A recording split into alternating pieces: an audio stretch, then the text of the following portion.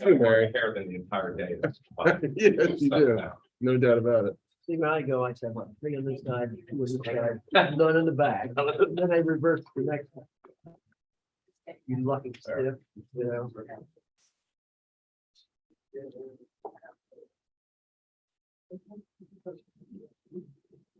Okay, so good. That's the first good personal ones. Ready? I'm ready whenever you guys are. Good evening, everybody. Welcome to town board meeting, September 22nd, 2022. Please stand for pledge allegiance. Pledge allegiance to the flag of the United States of America, to the republic which stands one nation under God, indivisible, with liberty and justice for all. Can I get a motion to open up the town board meeting? So, 1 second. Second, all in favor? Aye. Aye.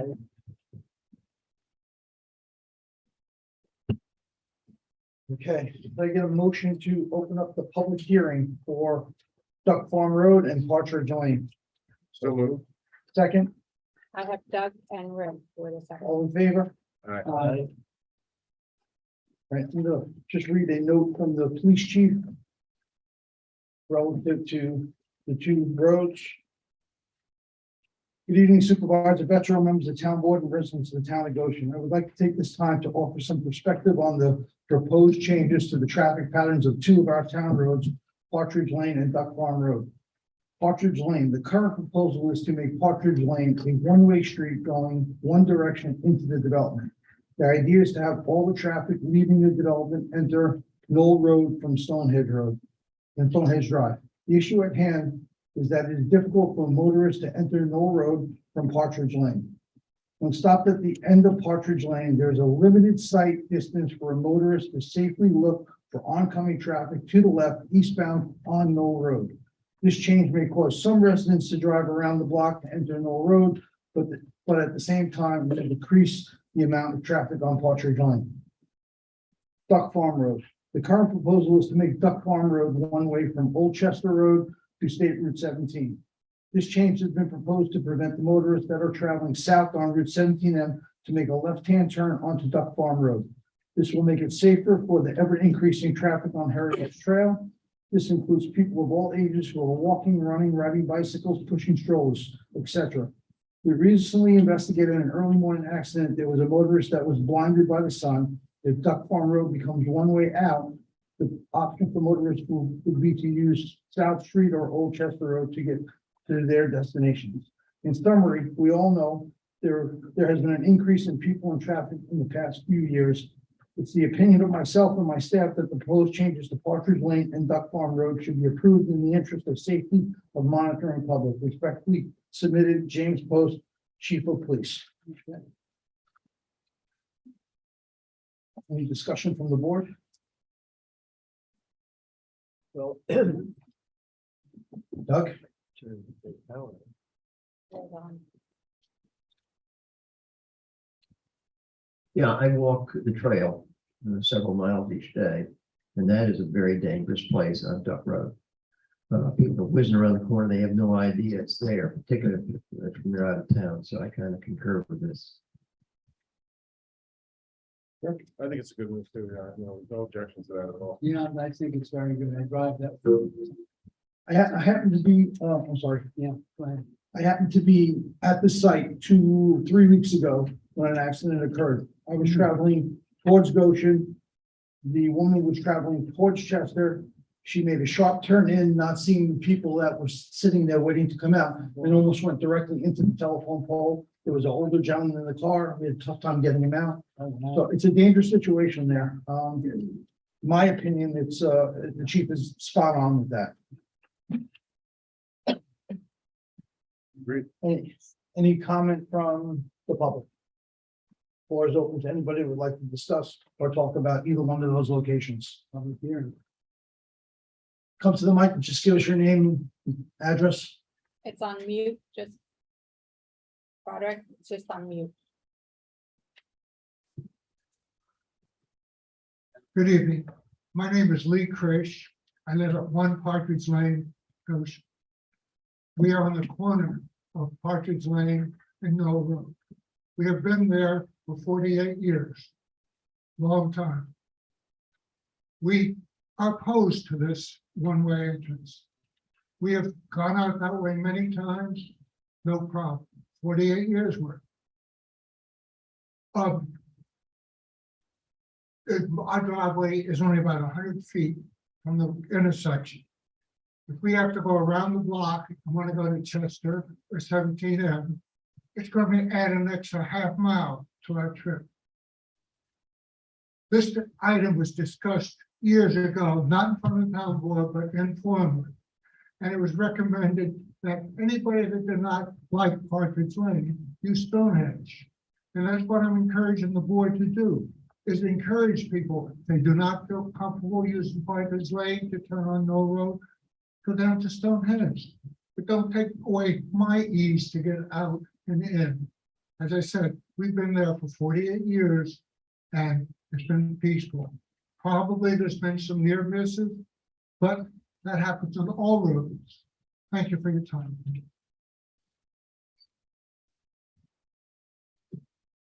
Anyone else? Sure, come on to the mic. So may I say one other thing? Sure. I'm sorry, I didn't have it on my cheat sheet here. We would much prefer and feel a much safer approach or possibly better approach is to change the speed limit on Knoll Road. Instead of cars going 45 miles an hour and 50 miles an hour, slow them down to 35. This would help tremendously both ways. As Mr. Knoll here can probably attest, those cars go whizzing by. And that's what causes a lot of the problems.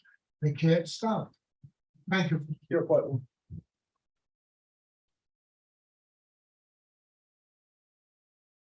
My name is Christopher Donovan. I live on Lark Terrace in the Stonehenge development. First off, I respect everything you just said, and of course, I respect both of you for seeing you every election day. You volunteer your time, and they're my neighbors, and that's why I'm here, is for the good of my neighbors. What brought me to this, and when I first brought it to Broderick, is I had some close calls, and so did my wife. So that's the only way that brought will bring you to seeing something like this. It's dangerous, and I've had some really close calls. One, that if I made a left, I wouldn't be here talking to you right now. And so I'll just go with that. What happened with that was I made a right-hand turn, looked to my left, no car coming, made the right-hand turn, and a pickup truck, extra large with a plow in the front, passed me on the left. He obviously was speeding. There was other times when I made a left, no car coming, always look left a second because it's a blind spot. Looking to my left, cars coming the other way, and of course I got a horn and the wave. Good. I agree that there are other alternatives. When you're coming into the town of Tuxedo, you see the blinking 35. If you're going faster than that, the lights red and blue start flashing. I think something like that would help. I also would think a speed bump just at the crest with warning that here comes a speed bump would bring you down to a safer speed. If it's a one-way coming in, I think there would be less cars coming in that way also. And just to give some statistics today, before knowing I was going to come here and speak, I took my bicycle up to the corner, stopped on the corner, took out my cell phone with stopwatch, and just waited for a car to come over the crest, and then I hit my stopwatch. And the position I was in is all the way to the right. Not even your right tires would be in this position. Once I saw a car coming, I hit start and then stop as soon as it was in front of the car. I took 9 times. The first one was the fastest of all, 2.84 seconds. Obviously, that person's speeding. That's just one. And then it became an average. The next 8, 3.98, 3.31. Every one of them from here on in is 3. Either 5.3, 5.6. There was 2 3.1s. Okay, just to give you an idea. But that's from my reaction time. Start. stop. It's under 4 seconds. So it's a very, very dangerous situation. So that's why I think, and I agree, there is other possibilities, but something has to be done. Because I care about my development, I care about my family.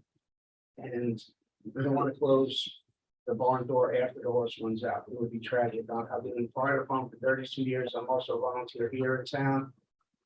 Besides automatic alarms, what do we go to? More MVAs, motor vehicle accidents. So that's all. Thank you. Thank you. Anybody else? Broderick? I would just like to say that the Knowles and the Christians are very good friends. I will give my personal opinion on this. We downhill get to see the cars going up the hill, and I've watched over the years that those cars have gone faster and faster and faster. And my wife and I will say to each other, I hope no one's pulling out of Partridge Lane. And I realize that there have not been a slew of accidents there. But one could be very devastating. I have 2 children and grandchildren that live in the development. They know that Dad does not approve of them coming out of Partridge Lane. My fear is I would hate for it to be friends of someone in the development, friends of my children visiting one night and not knowing what the difference is. And that's really why this is kind of being proposed. Thank you. Any other comments from the board relative to the public?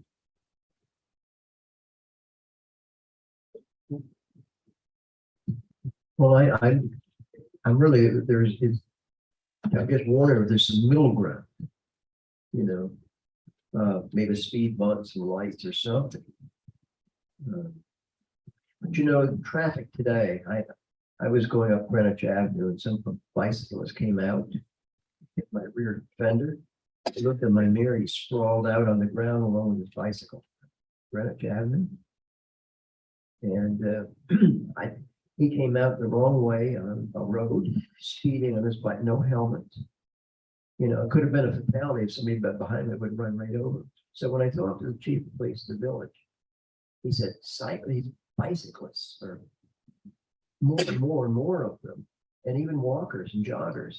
And so a lot of people are out there today like that versus being in an automobile. So I hear all the things. I'd like to think there might be some middle ground. I'd like to maybe say we take a little bit longer to think about that. Would it be speed bumps or lights or something else, rather than just saying, well, we got the fix and we do it. But I don't want to see anybody get hurt either. I don't want to go to my grave with someone dying on my watch, so to speak. You know, so, okay. So there is a formula for the site distance. You pull out of the road onto another road. And I think this development is quite old and I'm not sure if it meets the current standards of site distance. I'm sure it doesn't because I've come out of that road a number of times and it is quite dangerous. Like Doug said, I think we need to think about it and take everyone's opinion into consideration. But the first call has to be safety. Whatever the safest is the way I think we really have to think about this. So that's Phil, just to Just what I clarify said. that a little bit, that road never would have been allowed there right. today. Right. Current at a 35-mile-an-hour posted speed, your site distance needs to be 350 feet. So you are far cry from that Yeah. there. I know. And they go 35 miles an hour on that road. I know they do. And they come up over that road, over 35. What is the speed limit on that, Brad? 35. 35? They go a lot faster than that. I don't think speed bumps are a possibility with plowing Yeah. and stuff like Speed that. bumps, yes, especially on a rural road like that, you're gonna have. So we should think about You it. can do it in the development, but it's very difficult. Yeah. Lateral. Sure, come on up. My name's Jean Krish, and I also live on Partridge Lane. I wonder if, as a temporary thing, just to see what the situation is on Knoll Road, the speeding, can you put one of those things that says you are going so many miles an hour? I don't know if the town has, I know the village has, you know what I'm talking about? Yeah. One of those little Yeah. flashing things. We do, we have it, we are. I think All we you have a have pole to behind. do is Okay. get the cops to pick up a couple speeders going 50 miles an hour, and the traffic's gonna start to slow down. And I also think you should encourage people to use Stonehenge. But I don't think you should make it illegal to go out.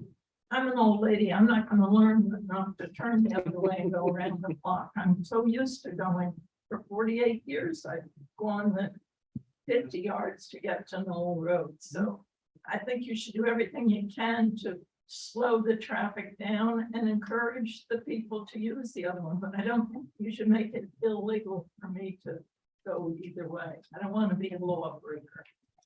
Understood, thank you. I just wonder if we could put signs up there on Knoll Road, Why don't we caution, the blind intersection or something as well. I don't know. So, Do why you know don't we, what signs mean today, Doug? You know what speed limit signs mean? Do you know what stop signs mean? Absolutely nothing. So- Okay. Mr. Donovan, did you have something to say? Sorry. In regards to the signs, there was a sign that said Hidden Drive. That sign seems to have been moved past Partridge Lane, and it's just a sign that stated it was a right-hand turn sign. Which is, that is a warning that there could be cars coming out, but as it's true, it's meaningless. They really is. I also was passed on Knoll Road. I was doing the speed limit, heading home, heading towards from the 17 towards Partridge Lane, and I was passed on Knoll Road. That wasn't fast enough for somebody else. So it's, as we said. any other comments? Can I get a motion to close the public hearing? So moved. Second, Second. all in favor? Aye. Aye. All right, so since nobody was really here for Duck Farm Road, I guess it's a foregone conclusion that nobody's opposed to that, so maybe we split this up and we look for more information on Partridge Lane, some more communications with the chief. Yeah, but I think we go ahead and we vote on turning Duck Farm Road into a one-way inbound into Duck Farm from 17 up. I'll make a motion in that regard. Second, Second. all in favor? Aye. Relative to Partridge Lane, we'll try to get some more data. We will make a decision probably next meeting on it, but we will get more data. We'll take a look at maybe reaching out to the chief and seeing if there's a speed limit sign that we can put up there. Maybe we could even have the chief sit there with some cars and see if we can curtail some of the speeders. I still think it's gonna be a problem regardless. The sight distance is just way too short, and I understand and sympathize what you're saying, pulling out, but I'm more concerned for you with, reflexes and stuff like that. Because a kid coming over the hill at 45 miles an hour is not gonna see you.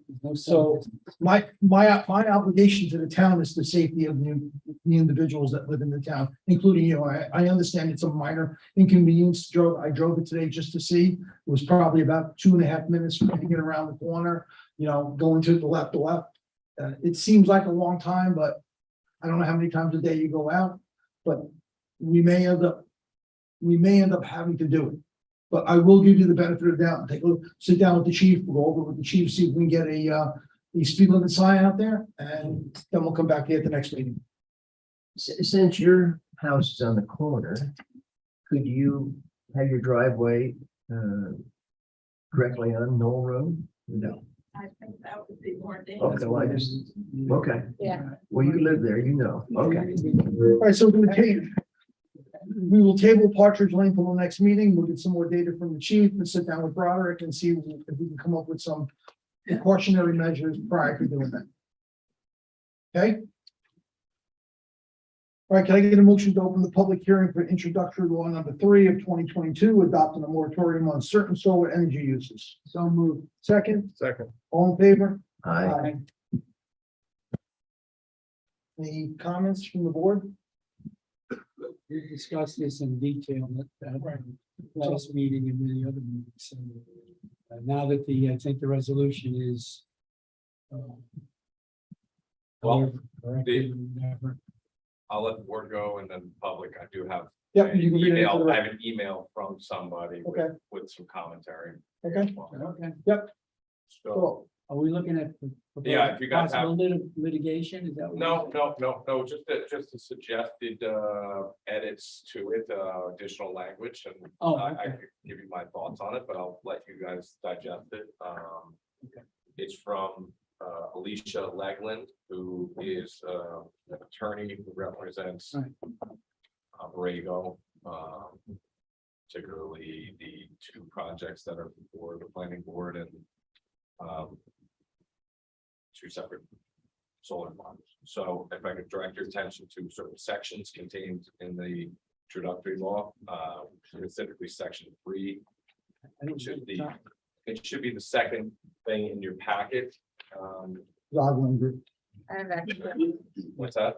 I made extra because I You put out yeah. copies. You have this one? This one? Yeah. Well, I mean, you can use mine. Phil, you have it? I have 2 pages, right? Yeah, Oh, I thought you wanted the law.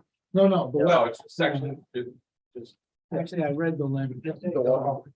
I read it already, so. Is this the letter from Dockland? But he's gonna. No, He's he's gonna not talking comment on about that. it. He's not talking about that I'm not letter. talking about the letter, I'm talking about Oh, the the email I received from council for Okay, one of the, so one of we- the groups that has an active understood. received application that presumably, based on the way the law is written in front So of. we don't have that in our. We don't have it. No, Okay, no, I okay, was. I misunderstood you. We're all on the same page now. That's Like, You know, get the it. supervisor had a personal function, Yep. and they came in at lunch. So I wasn't able to get Okay. it to everybody. It's an email from council, which I had anticipated, but it came in very much. Sure. I'm gonna direct you to the introductory law as proposed. All right, section 3, paragraph 1. We're directing your attention to the last sentence, specifically at the underlying portion beginning, except for those applications already received. Right, Their proposed change is that where it says solar farms, comma, there's a period and a new paragraph begin that states. However, this local law shall not apply to applications for any land uses relating to solar energy already received and pending before any board in the town of Goshen, or shall it apply to the issuance of any approvals, including but not limited to building permits for any such applications approved by any board in the town of Goshen before the effective date of this local law.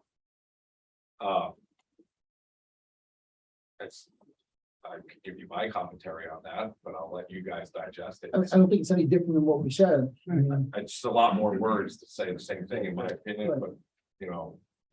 It's about the objective ability when this is applied for it to be understood, and make sure. That it can be applied properly. The goal here was to make sure that any new applications. Not currently pending, not already received. Mhm. Were not affected by the moratorium. The moratorium is everything going forward. Is that the board's? That is, the that is, will of the board. that what is I what we understand? discussed and that's what we approved. I'm, you know, I'm comfortable with the language that's been presented, which states much more broader terms, and this is a little more specific, but states. Applications already received, so that to me would be anything. Once the application is received, including building permits, including the issuance of, site plan approval, secret process, FEIS. Variances, anything down the line, because the first part of the process is application received. They're certainly a little more verbose and touching on specificity, but as we've discussed. Prior, the more specific you get, you leave anything out, and. Looks like you intended to leave it out, so I'm of the opinion. The language currently in is satisfactory. I concur. I agree. There's a second suggested change. Longer. Just give me 1 second. It's in the same section. Final paragraph beginning on page 2, this local law. Specific to, I'm directing you to the middle of that paragraph, sentence beginning during the period of the moratorium. So their suggestion is that during the period of the moratorium, no new application will be received. And then there's a whole section at the end of it that states, however, stated above, during the period of moratorium, the town board, planning board, ZBA, building inspector, et cetera, may continue to review and process applications for any land use related to solar energy already received pending before any board, county, or the effective date of this local law. Any such boards and officials of the town may also issue approvals, including but not limited to building permits for any such applications already approved by any board, town of Goshen, for the effective date of this local law. So I would encourage you to read the last paragraph again on that, if you have it in front of you, prior to moving forward on this. And ensure that you believe that if you read that, that anybody with an application already received in process would not be held up by this moratorium in any capacity that they normally would be able to move forward on.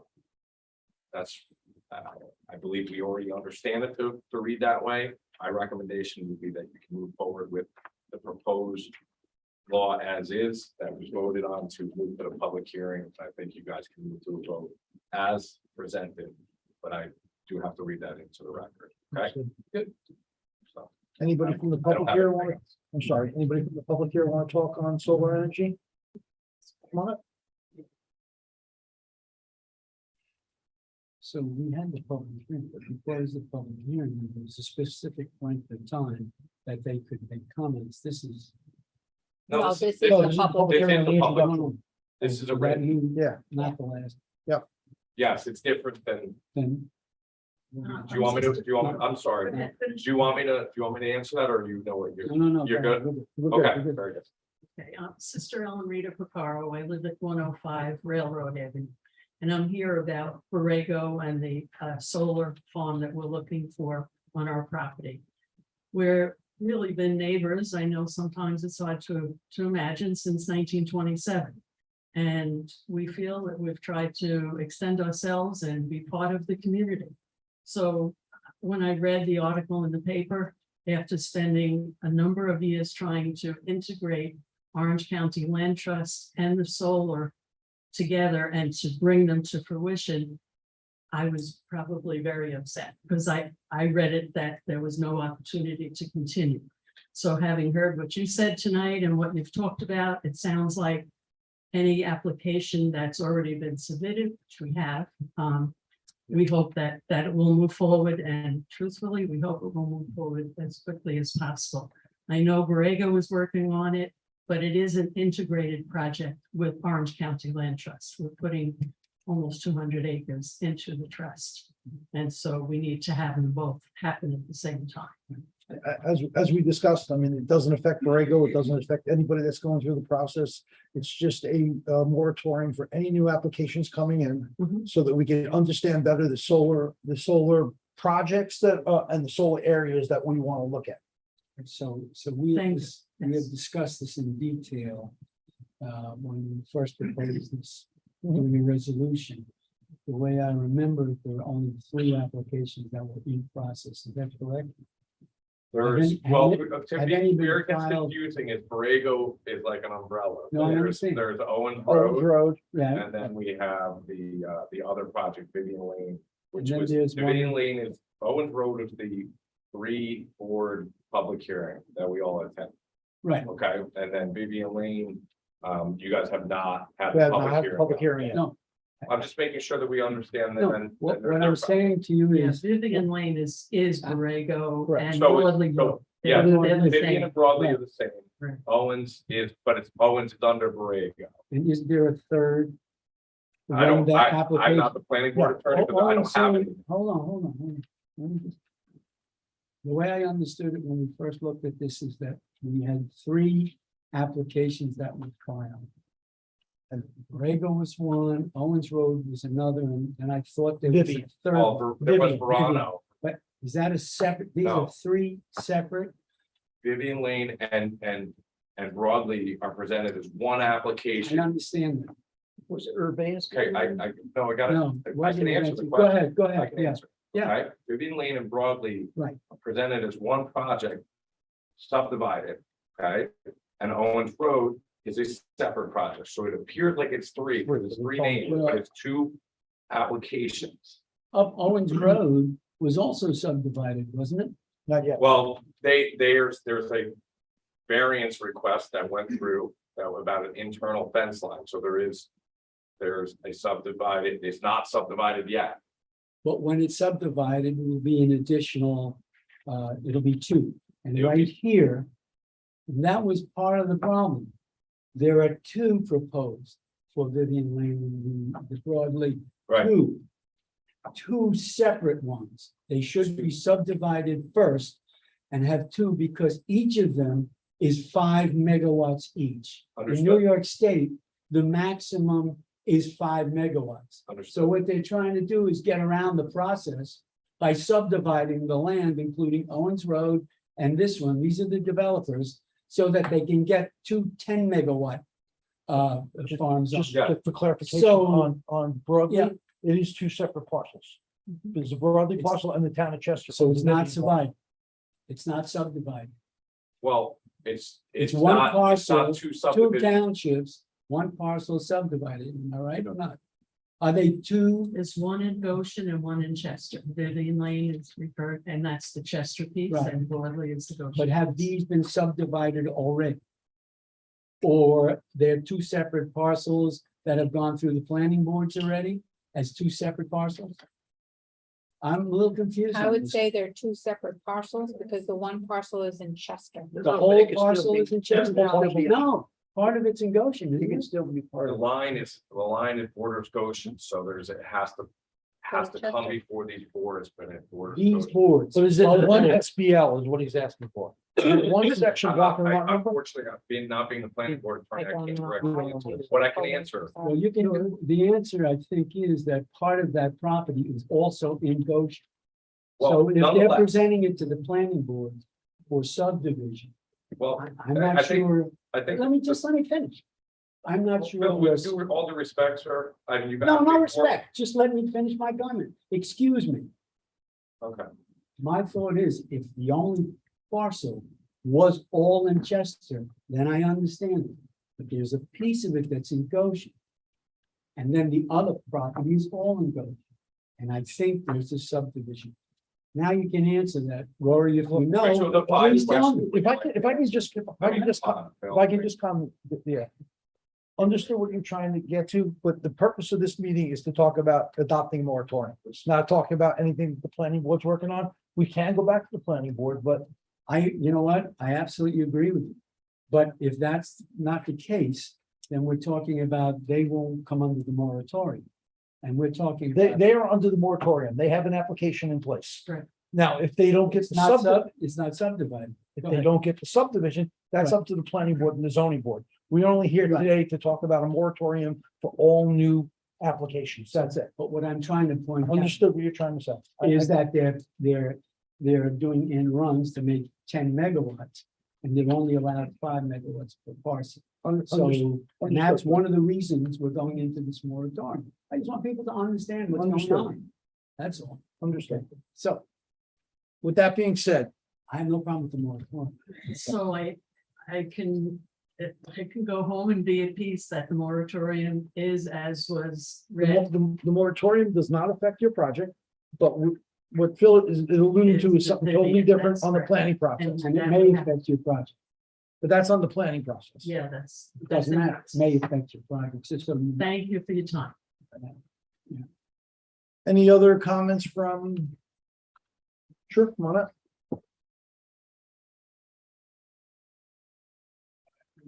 Jim Langlois, and I don't want to, so I apologize for not having done my homework on this issue. I just have Sure, no one problem. question, and that's, I'm assuming this does not relate to individual residential. Nope, does not. not These at are all. commercial community, 5 megawatt systems, not individuals putting solar on their home. Any other comments? 10 megawatt systems under one umbrella. Understood. All right, can I get a motion to close the public hearing?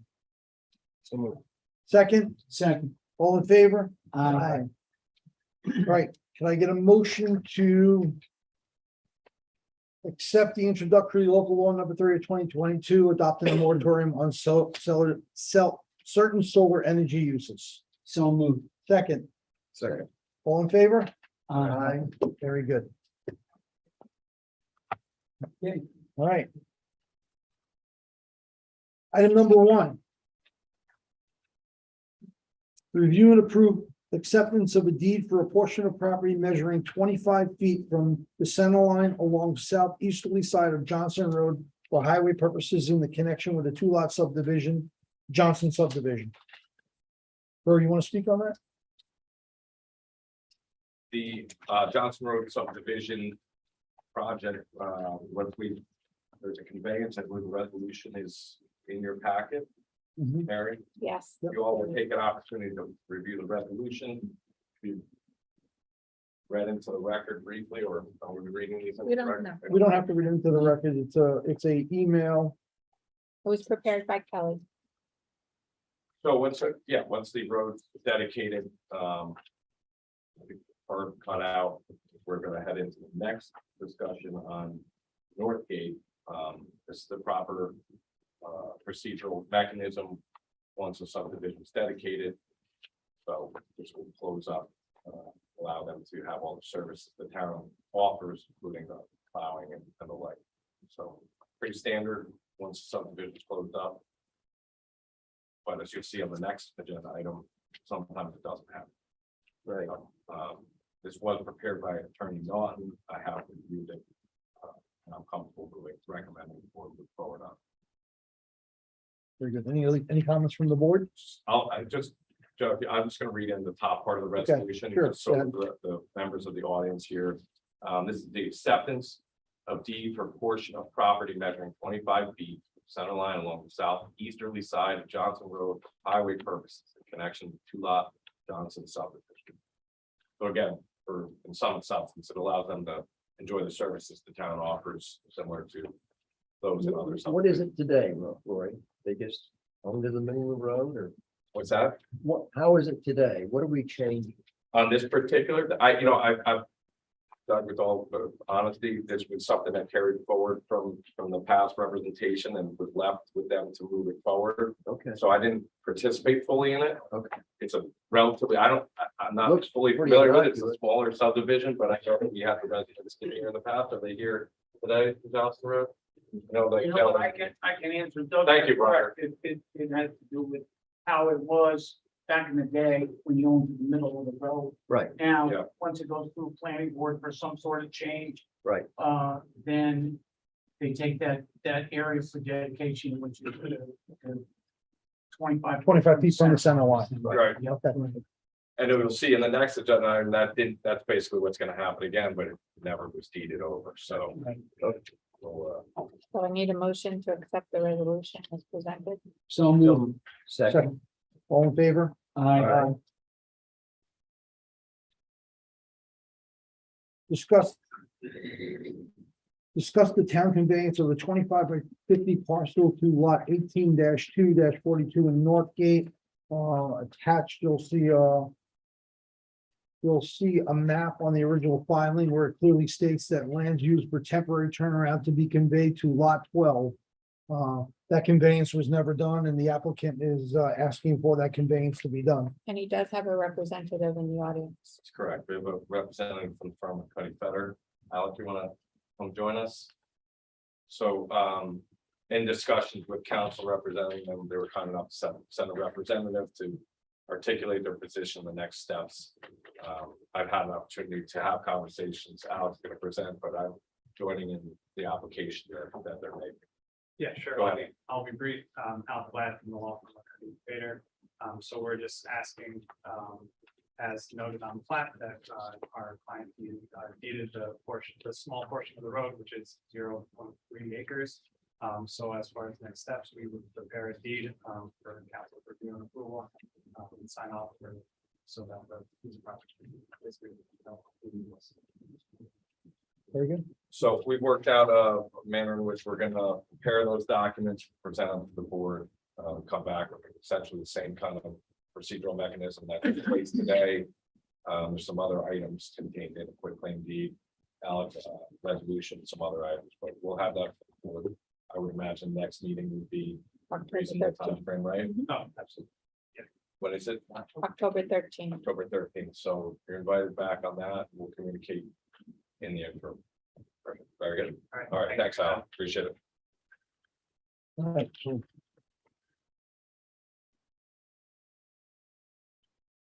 item number 3, discuss the Youngs Grove Force Main. We asked the last time we spoke, we talked about our engineer reaching out to the DEC, which he did. It took a little time for them to get back to us. They really didn't have a decisive answer other than the it's not something that they like to approve, and the process to get it approved is long, drawn out, and expensive. Sean didn't come right out and say and suggest that we move forward with what the planning board has asked of us. Asked the applicant, which is a force main, but I'm suggesting that's exactly what we do based on the letter. If anybody, I'm assuming everybody read the letter. So if the board has any comments on that letter? I don't have comments on the letter, but if we go back 5-10 years ago, when we had an engineer that came up, this was H2M engineering. I think it was Dennis Lindsay brought the fellow. And he came up and he was talking about a sewer plant. It's adjacent to, I think, Yankee Stadium. And they were putting the water directly into the sewer. They would process it and put the water back to the aquifer somehow.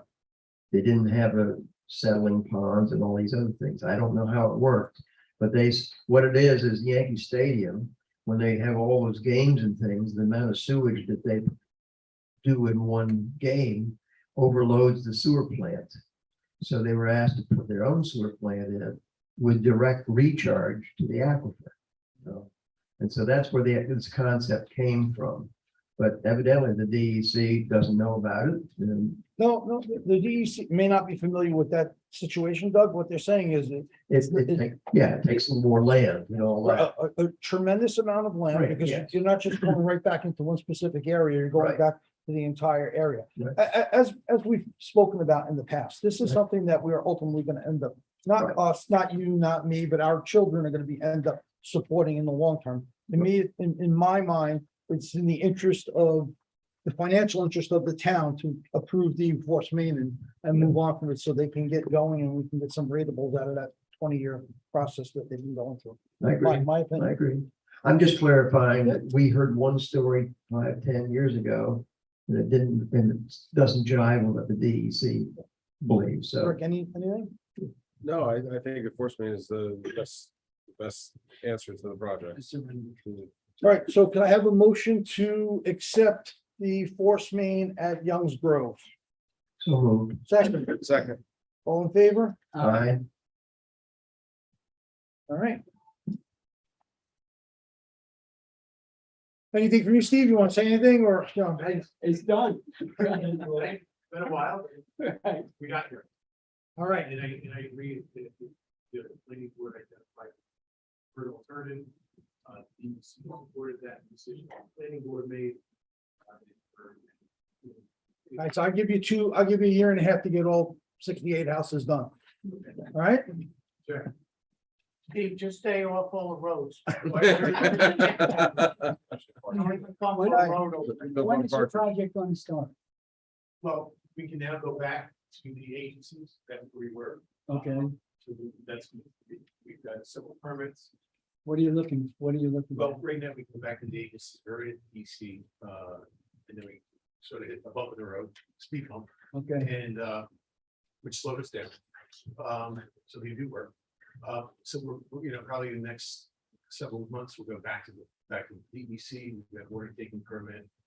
We've got the health department, state and county health department for the potable water system. So those probably are looking to probably about a year to get through that process. and then the transportation line, how long is that going to take? Construction or? Yeah, construction. That's probably several months. Oh, really? Yeah. Okay. What's the status of the tank? You're gonna, versus being in the ground tanks. We concluded with planning board, that we were eliminating the standpipe due to the actual management reasons, it's just, it was preferred alternative to the planning board at the time. Further evaluation of that, we realized that it really wasn't an economically viable alternative to maintenance for that. Was really horrendous. It just didn't work.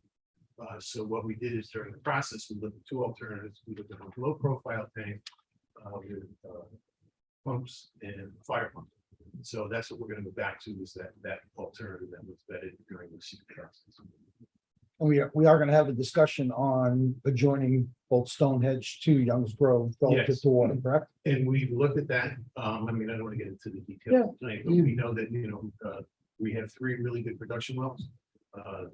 Given our peak demand, there is water still available with those wells that could, service, depending on how it works out, anywhere from 60 houses to 90 houses, 4-bedroom houses, a surplus. Okay, wonderful. Thank So you. we'll talk about it next. Thank you so much. Alright, yeah. Okay, moving on to review and discuss the comprehensive water and sewer master plan prepared by Delaware Engineering.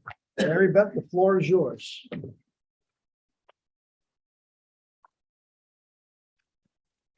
Before you start, I'd like to say that this was a good plan relative to what you've looked at.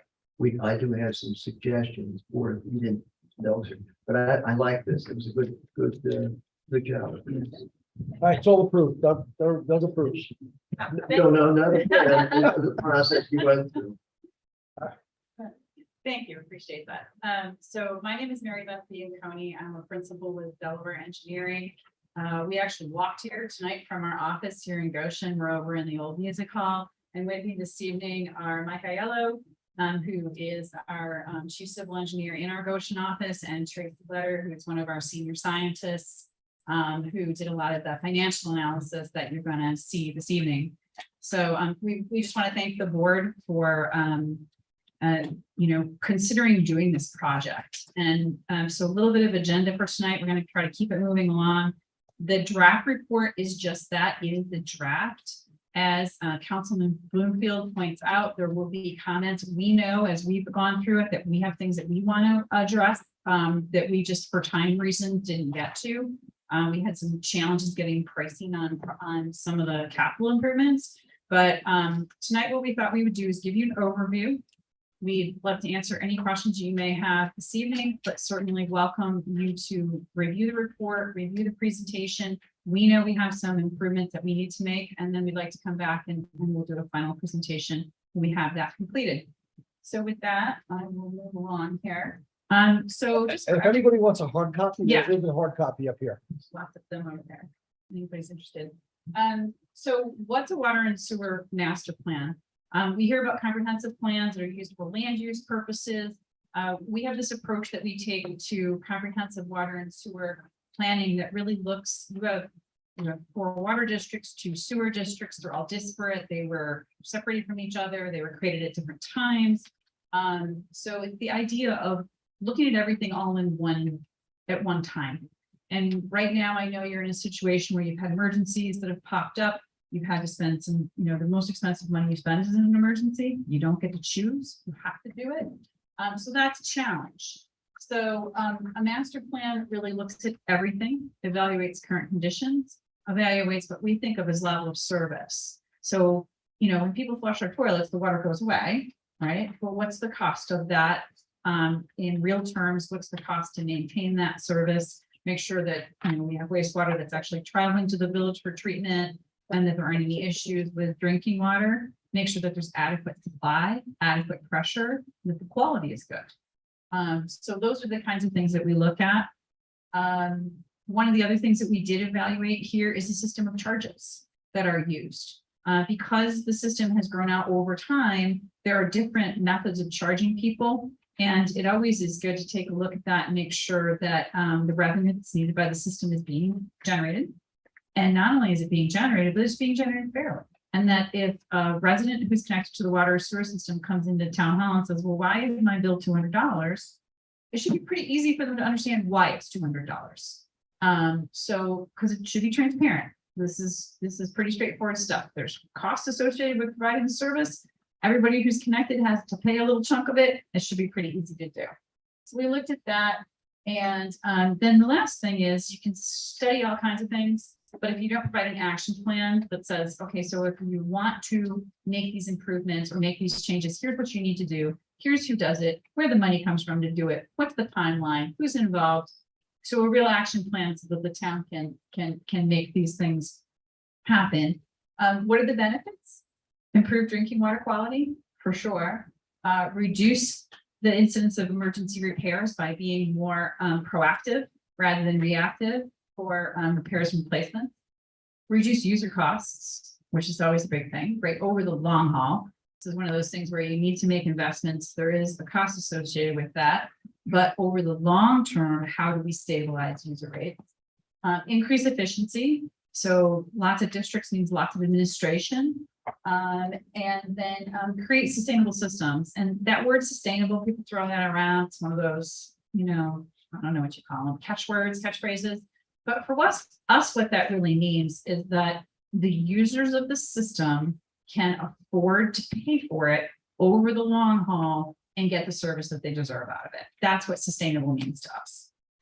So with this, I'm going to turn the presentation over to Mike, and he's going to run through in big picture, the districts you have, the condition of those, the needs that we've identified. Tracy's going to pop up, talk a little bit about the financial aspects of this and the rates. And then I'll get back in front of you, talk a little bit about the exciting stuff, grants, low cost financing, and then we'll kind of have a wrap up and answer some questions. So with that, Mike.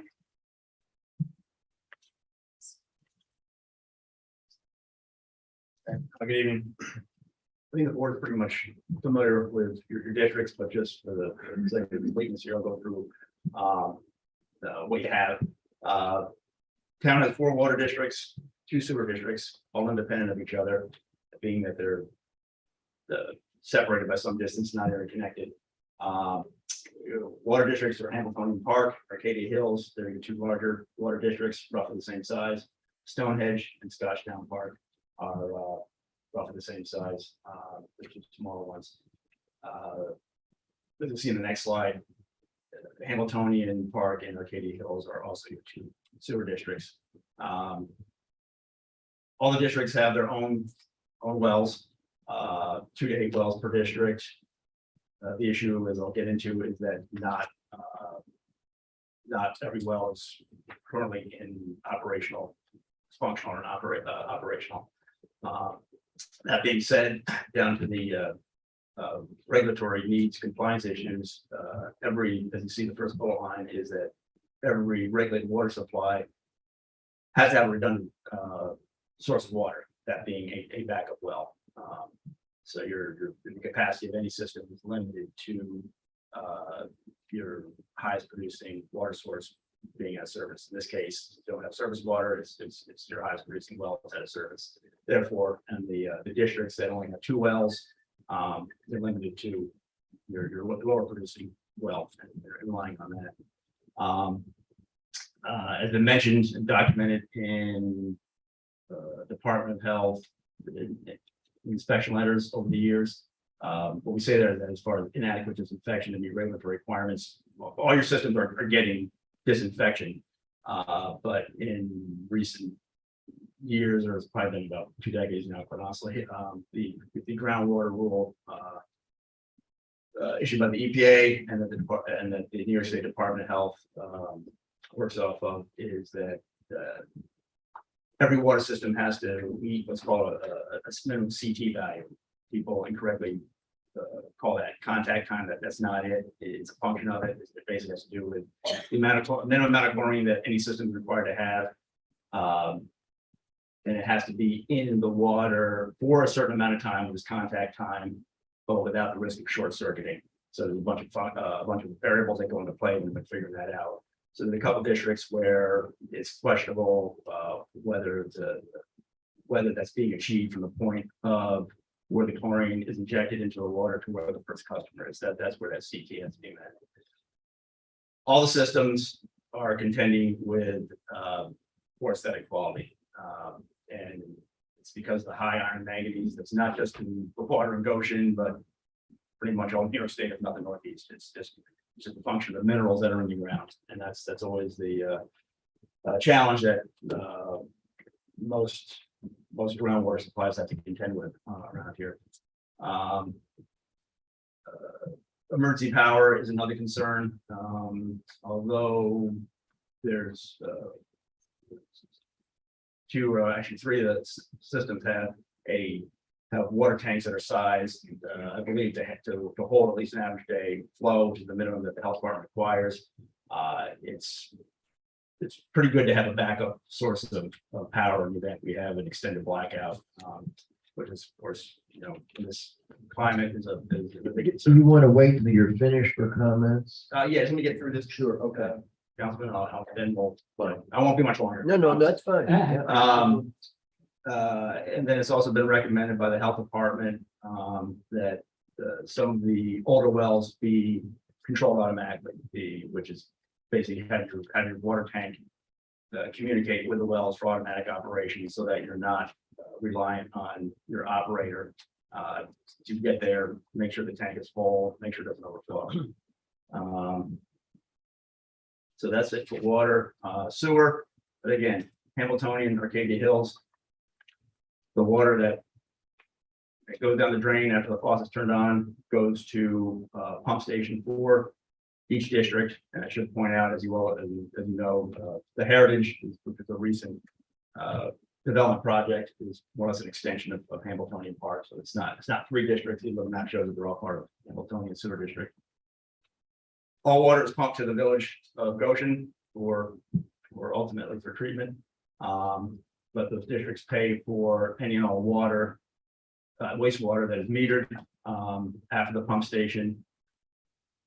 And therefore, the biggest concern is to reduce the amount of water that goes down to the extent possible that it's only the water that the customer is paying for, that they're purchasing from the water system. You want to limit the amount of wastewater to that amount, as opposed to inflow and infiltration, which is storm precipitation generated. Not only is it a cost to the district, but a sewer system, in particular these two, the capacity of the system is limited to that of your pump station, which ultimately receive all this wastewater and have to convey it to the village. So any wastewater that exceeds the ability to pump it away during peak flows increases the risk of sanitary sewer overflows, SSOs, that leads to regulatory violation. So what we're listing here is recommendations that are applicable to any wastewater systems. Basically, you want to stay on top of your sources of inflow, infiltration, I&I, in the way of keeping the sewers clean, so you inspect them for infiltration, smoke testing, which is how you identify the sources of inflow, basically like roof leaders, that type of thing, as well as the inspection of the storm sewers, manhole inspections as well. And then after you generate a good inventory of your findings, that's when you prioritize the sanitary improvements that have to be made. What you see here is a consolidated map we prepared. This is just strictly all your water systems on one map. With the exception of Scotchtown Park, which is, I'm trying to get my bank straight here, I guess northwest of where we are now, the village. The other 3 are in quote unquote relatively close proximity to each other. So we show not only the existing water infrastructure in blue, but and in purple are development projects that are in the application process, one of which was just spoken about here, Young's Grove. Since that's all on developers timeframe when things get done, it wasn't included. It was mentioned in our report, but we weren't hanging our hat that these things are gonna get done. You never know when that's gonna happen. They very well could address much, if not all, of some of the issues we're talking about from a water standpoint. So that's in purple, and what you see in red is future interconnection possibilities. Although the report touches on that, the interconnection is a fairly significant longer term capital projects, I should say. So what we focused on is if these water districts stay isolated on their own, what would the priority thing, the priority capital improvements that should be done for each. In the report, we list out what it would cost each district. What we see here to the left is what the cost would be from a consolidated system. And by consolidated, we don't mean interconnected at this point. We mean administratively consolidated, just from the town standpoint of administration. And we also do the same thing with sewer systems. That's where Hamiltonian Park and along with Heritage, Arcadia Hills, where everything collects and pumps to the village with the termination manholes. And again, we kind of provided a cost estimate for the recommended improvements if, again, the sewer district were consolidated administratively, and just as the water system. With that in mind, I'll turn over to Tracy. Before we get into economics, I'd just like to Yeah. kind of update you. We did smoke testing. Fosco Engineering did all the smoke testing. We identified roof leaders and sump pumps and all that. And we went to the homes and had those disconnected from the sewer system. Our engineering company at that time was H2M. They put a priority on rebuilding all of the manholes. So we rebuilt all of the manholes. They were part of that testing too, to the smoke and all. So that part has been done. Right. The other thing we've done for probably 3 or 4 years, I'd have to go back, probably spending somewhere around $100,000 a year lining the sewer lines, 100,000 in Hamiltonian Park and 100,000 give or take in Arcadia. And we've got a real, we can see how we brought down the I&I and the cost savings. It's significant. And so we paid cash. We put that as part of their rates. And so we can update these numbers, I think.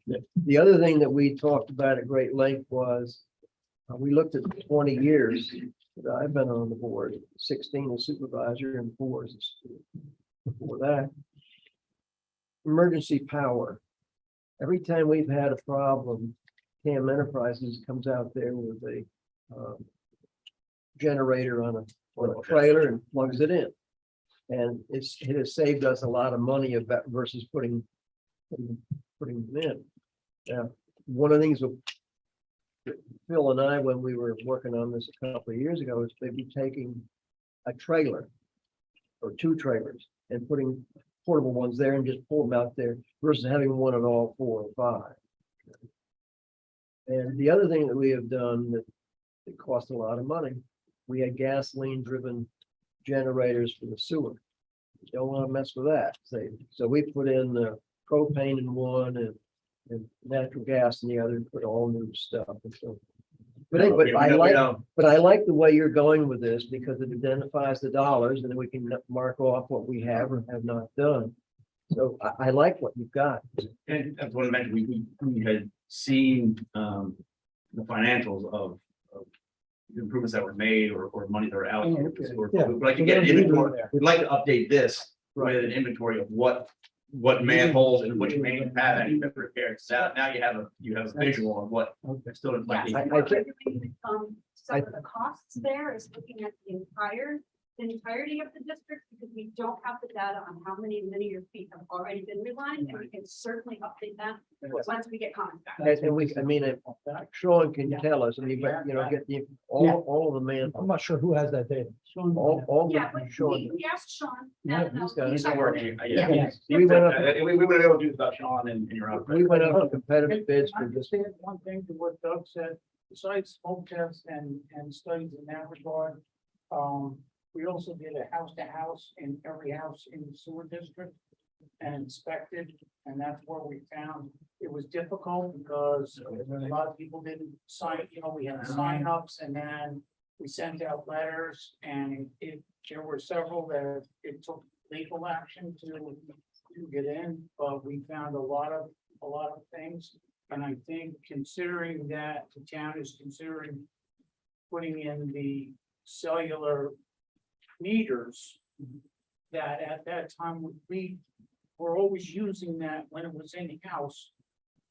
When you had to put in a new meter, that was your chance to inspect that house, just to double check to make sure there were no connections. So that should continue and to be probably, I'm just recommending. We've seen some documents on whatever you mentioned, we just were not provided with. What we can get, for example, How much and where. Yes. So we'll update that. Right. we can get you on the Yeah. lines and but I can share with you, all the manholes have been rebuilt. Right. But there is one other, the biggest problem we had, which was back in 2006 and 7, is Section A in Hamiltonian Park. We had 10 water leaks in 1 year, $77,000, and we got nothing for it except a lot of holes in the road. So we replaced that line. It was $1 million. I don't know, Broderick, how many of those other lines do we have in Hamiltonian Park that are probably We just 60 replaced, or 70 years old? I don't know, we just replaced Larchwood, right? No, that was sewer. Sewer. This is water. This is water. What they did in the park, the lower section Yeah. where the higher pressure exists, Right. to dump the line. But the rest of the development and Main Lane and up around the upper Magic Circle with Concord. Yep. Down that way, it's all transit. But it's old. It's been in there for a long, long time, and maybe that needs to be. So we don't get into another period where we have 10 breaks in a year or something. Okay, So if we can get updated data. on that'd be what good. has been But I love the way you're doing it. Maybe it does constitute having a visual with us to go inventory. That's It's fine. so much easier for him. Yep, yep. Incorporate that into the next step. So Okay. I'd like to go over some, we're trying not to take up too much time. tonight, so we have more on the agenda. See if I can do this. There we go. Nope, what did I do? My choice. What did I do? Shut the TV off. What did you do? Pull the plug. You can start talking. Okay, so before this comes back up, I'll just start talking about what we did in terms of the financial analysis. Regularly, I try to get a bunch of your data, your billing, your water use. I look at your rates, your rate structure, how you're charging each of these different districts. And I analyze the types of parcels you have, who are your customers. In this case, you're all residential. I don't trust you. She doesn't like my use of magic wand. Just push this on. It didn't work. Anyway. So that was my time. So some of the things that we found, okay, I'm going back to the residentials. Your systems are all residential, which is different from some of these that we've done in the past where we can have commercial, industrial, you know, all on mixes. These are pretty straightforward. In general, I'd just like to say the budgets are pretty comprehensive. What I did it for funding because the budget and the financial statements are on the annual year 2021, whereas the billing cycles kind of are shifted from that in order to look at the revenue and the budgeting. I took all of the 21 budgeting and 21 financial statements. Most of the time you're making the revenue that you expect to make. You've had some issues in the last year with expenses in terms of a long water break and things that come up unexpectedly. And what we're like trying to do with all this inventory and getting the data and looking at it is to help you make a prioritization of projects to help you prepare for applying for grants or looking for financing. For your rate structure now, each of your districts is separate, both the 4 water districts and the 2 sewer districts. And the costs are based on the benefit of the service provided. You're receiving water, you're receiving the ability to discharge your sewer for treatment. It's all based on meters, which is really good. Not everything has that. I did notice some issues with some of the meters, large amounts of negative amounts of water that affect the overall data. And some of those I was able to go back and maybe put an average in just so that my calculations are a little bit more straightforward. So right now, your districts are not charged on the same structure. It's the same structure that they're graduated costs. But Arcadia Hill, Stonehenge, and Scotchtown districts have 0 to 12,000, 12,000 to 17,000, 17,000 to 22,000, whereas Hamiltonian Park water and sewer is based on a different category, 0 to 10,000. I took a look at water use, that's the one on the upper right there, and put everybody together using quarterly data for water use. So by each separate quarter, putting everybody together, the users that, okay, if you understand quartiles, the first quartile is 25% of your users.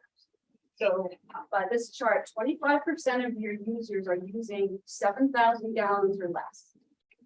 50% of your users are using 11,300 gallons or less. 75%, 14,000 or less, and then up to the top amount. So if your districts are on a graduated categorical rate, 0 to 12,000 as a minimum charge, that's 50%, more than 50% of your users. So that it's likely, charging those lower 25% of the people disproportionately for the benefit of the service they're getting. They're shouldering a lot more cost there. So we came up with some recommendations for a restructuring, as Mary Beth said, to be fair, equitable, and transparent. And hopefully we've got some ideas to help start thinking. And all of this is ideas and options for discussion on ways that you could restructure, make your revenue, make your life easier in administration. So I did want to mention while I was here that the Arcadia water system is the only water system that has a water tank charge currently. And I charge that, I think Mike was discussing the charge and somebody brought it up for treating I issues. There is a charge for customers. Let's see. There, I did it. Some of the different structures you can use. Thinking about it, I would say if you wanted to stay with this graduated categories, and there's lots of reasons for that, you might want to encourage people to use less water. You want to find a way maybe to cover those fixed costs, the part of your operating costs that don't change on how much water you produce or you treat. That's considered a fixed cost. You could do that with this minimum charge. If you wanted to stay with that, I'd recommend that you go with lower categories. So basically your cost might change for that category, but you make the same revenue and it's more equitably distributed across your users that are using those different categories, simply because of the way your people are using water. The other thing you can have is a single rate, where basically the math is easy on that. You take a look at your budget. You can actually base that on how much water was billed the previous water use 4 quarters as you're creating your budgeting. How much water was billed, how much water was used, and you make that division and you come up with the dollars per 1,000 gallons. Simple. Everybody gets the same rate. Say $12 for 1,000 gallons. Everybody pays that. If you're using more water, you're still paying more for that service, but it's straight across the board. If you do have concerns about making fixed costs, though, that doesn't necessarily take that into account. Sometimes you have problems with revenue fluctuations by different seasonal uses. If you have to make up a cost of a debt service or something else you're trying to get money together for, if you're not getting your bills paid on time or people's uses are different during different quarters, you might have a problem with cash flow. The next third thing here is a fixed minimum and a consumption charge. So you take those fixed costs that you know for both your water and your sewer, and you say, I need to make this. And you make that a fixed fee. Instead of a minimum, it's a fixed fee to make fixed costs. And then above and beyond that in your budget, you go by water consumption. So everybody pays for that basic administration necessity, and the rest of the budget is covered by a consumption use. Also in these rates, in any of these, you can also have the option to put in any debt service or reserve fund or something like that as one thing based on consumption. You can also split debt service costs, or if you've got a specific reserve fund, where instead of going by consumption, it's a cost you want to divide equally among all of your customers because everybody receives the same benefit. So that can be a single charge like your I&I charge currently, and different from consumption. So there's a number of ways to look at things that you can do to improve your revenue and make your administrative life easier. And speaking of administrative, we do think consolidation is an option you want to be discussing. That makes it simpler to be doing your calculations for budgets and rates. Administrative consolidation means that each of these districts, the 4 water districts, would be rolled into one water district. They'd have one budget, one rate structure, one rate, sharing any debt costs among those. And if you're looking at a lot of capital improvements coming up, that's an advantage. You've got 2 systems that are larger and 2 systems that are very small, comparatively small. The smaller systems, the average customer is going to have a much larger debt burden for the same service. So altogether, everyone's receiving water, the town is treating their water, the people are receiving the same service. It makes sense to consolidate and have a much larger customer base to share everything across. Sewer, it's a much easier definition there because the service is the same. It's being sent to the village. They're receiving the same service. It's the collection system. You would administratively combine their budget and any of their revenues to be raised equally among everyone. Make everything. So there's some comparisons up here under just basic, let's pull an option and use it to put it up here and what it looks like. The consolidated capital improvement column in the water districts is with everything we put up on the board that Mike already talked about. That's your worst case scenario. That's if nothing is, all of this stuff needs to be done. If you consolidated it, that cost would be $336.70 for everybody as a capital improvement cost or debt service cost. That would be shared among every customer if you consolidate the districts. Same thing with sewer. The capital improvement cost added there is basically the inventory and inspection, which we've been told there might be a lot more data we could use to update that and have some more updated financials saying how much it was cost to do or make some projects. In general, there's a switch back and forth between whether a current person in a Hamiltonian or Arcadia or Stonehenge or Scotchtown's average rate. These calculations are based on the average that everybody uses for water. All of the systems combined, if they're using their current rates, those are the rates that people are paying for water on an annual basis. They're quite different, actually. If you're using a consolidated single rate, the average person is going to be paying the same rate for the same rate of use of water. Same thing with the sewer. There's different rate structures. If you use the same amount of water and you do your math here, that's the annual cost for the average water user across those sewer districts. It's quite different. If you're consolidated, you can have that single user base and everyone is going to pay the same rate and have the same annual charge. And I think Mary Beth, that's next, talking about some of the ways to help raise revenue for some of these larger projects that are in the long run are a good idea. So a couple of follow-up things on this discussion here. Just to redefine this. So consolidation doesn't necessarily mean connection. So you can administratively consolidate districts that are not physically located near each other. And as Tracy pointed out, there are a lot of benefits to that. So that's one thing to think about. In a consolidated situation, everyone shares the debt. So we got to think about it this way. If there's we're just talking about a water line, right? So the water line, the cost per linear foot of a water line is the same for a 6-inch water line if it's being serving 300 people or 5 people. It doesn't matter. So that's the challenge. One of the challenges that we saw in your districts is you have 2 very, very small districts, 40 something odd customers in 2 of your districts. That taking on any capital project of any kind has an enormous impact on those users. Meanwhile, their neighbors across the street who happen to be in a larger district can take on a similar capital project and their cost is a lot less. So as we think about this kind of from an equity perspective, that's really what we're getting at here. And we recognize that there's a history here. These developments occurred over time. Some of them go way back. Some of them are more than 50 years old.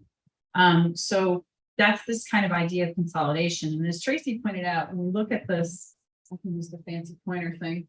When we look at these current rates, you know, the average user in Hamiltonian and Arcadia and Scotchtown are paying right around $500 a year for water, but Stonehenge, they're paying $900.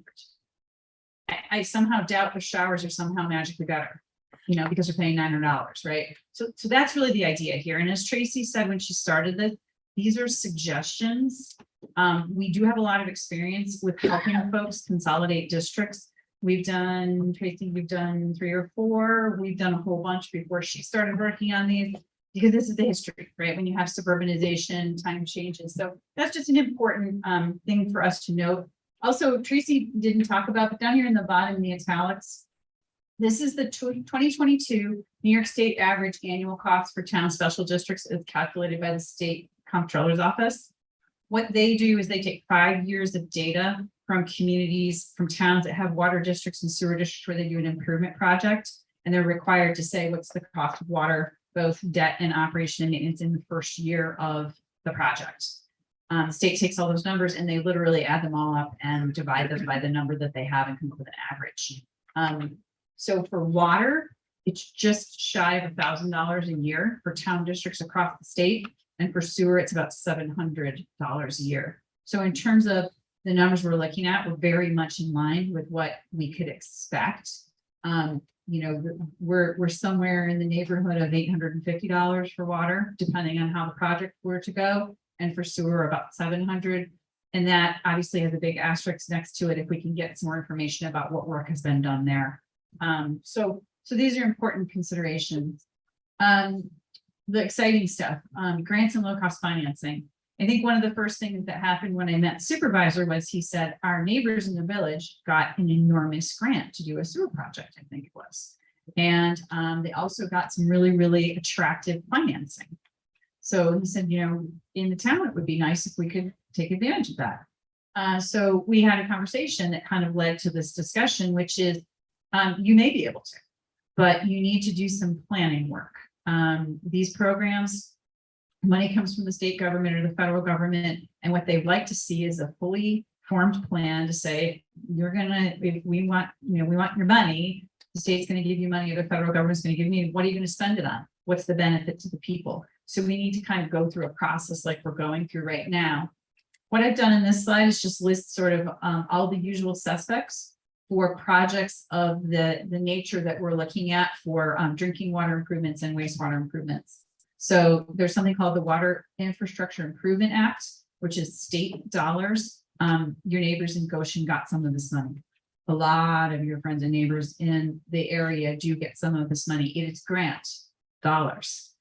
There are caps, there are maximums, but it's still real money. It's up to $5 million a year in grants, depending on the type of your project. So it's some real money. One thing that's nice about this program, it is a lot of these programs are giving folks grants, and low-cost financing are based either on public health or environmental improvement, and then also the ability to pay. We've evaluated to some degree the ability to pay here in the community. It is not as dire a situation as some of your friends and neighbors.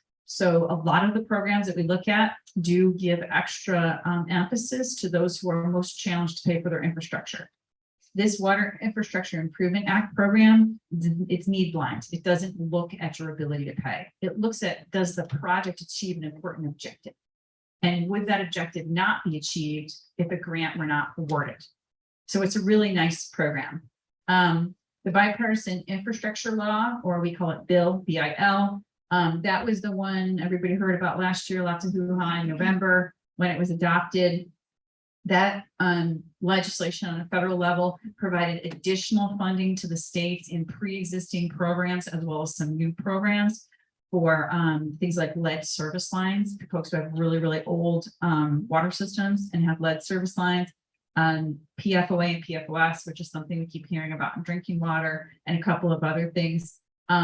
BIL is very new. That's why over here where I have when our submissions due and what's the time frame to prepare, I have TBD, to be determined, because it's very new and they're still kind of making up the program.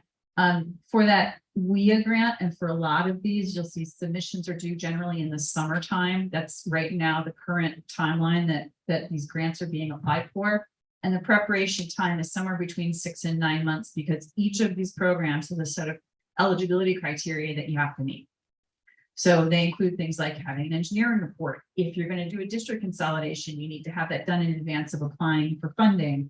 So that's where the timeline comes in, that 6 to 9 months.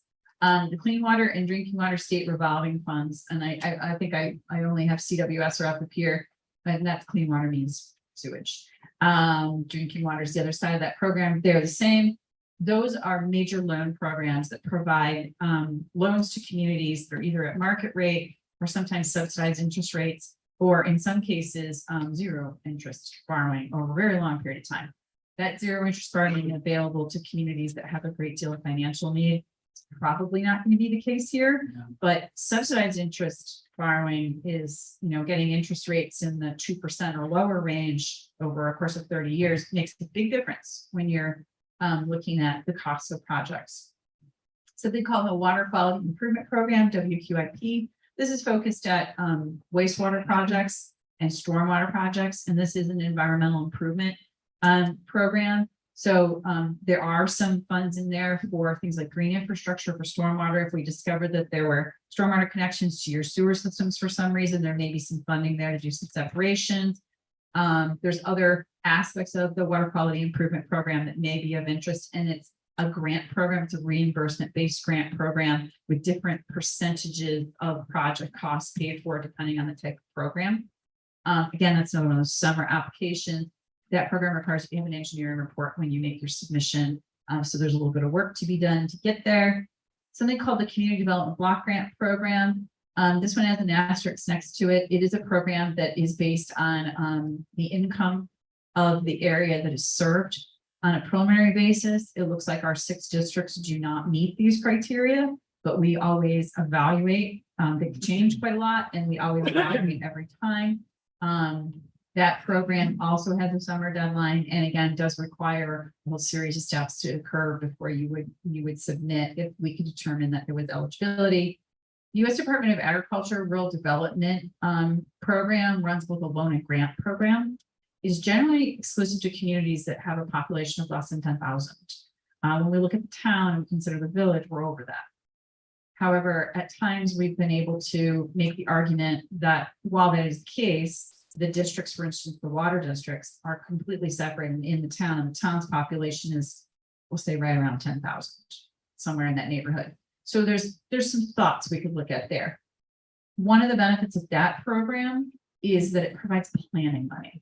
There aren't a lot of programs that provide money to do all the upfront. Remember, we talked about the 6 to 9 month preparation and all these steps you have to take, engineering reports and public hearings and legal proceedings.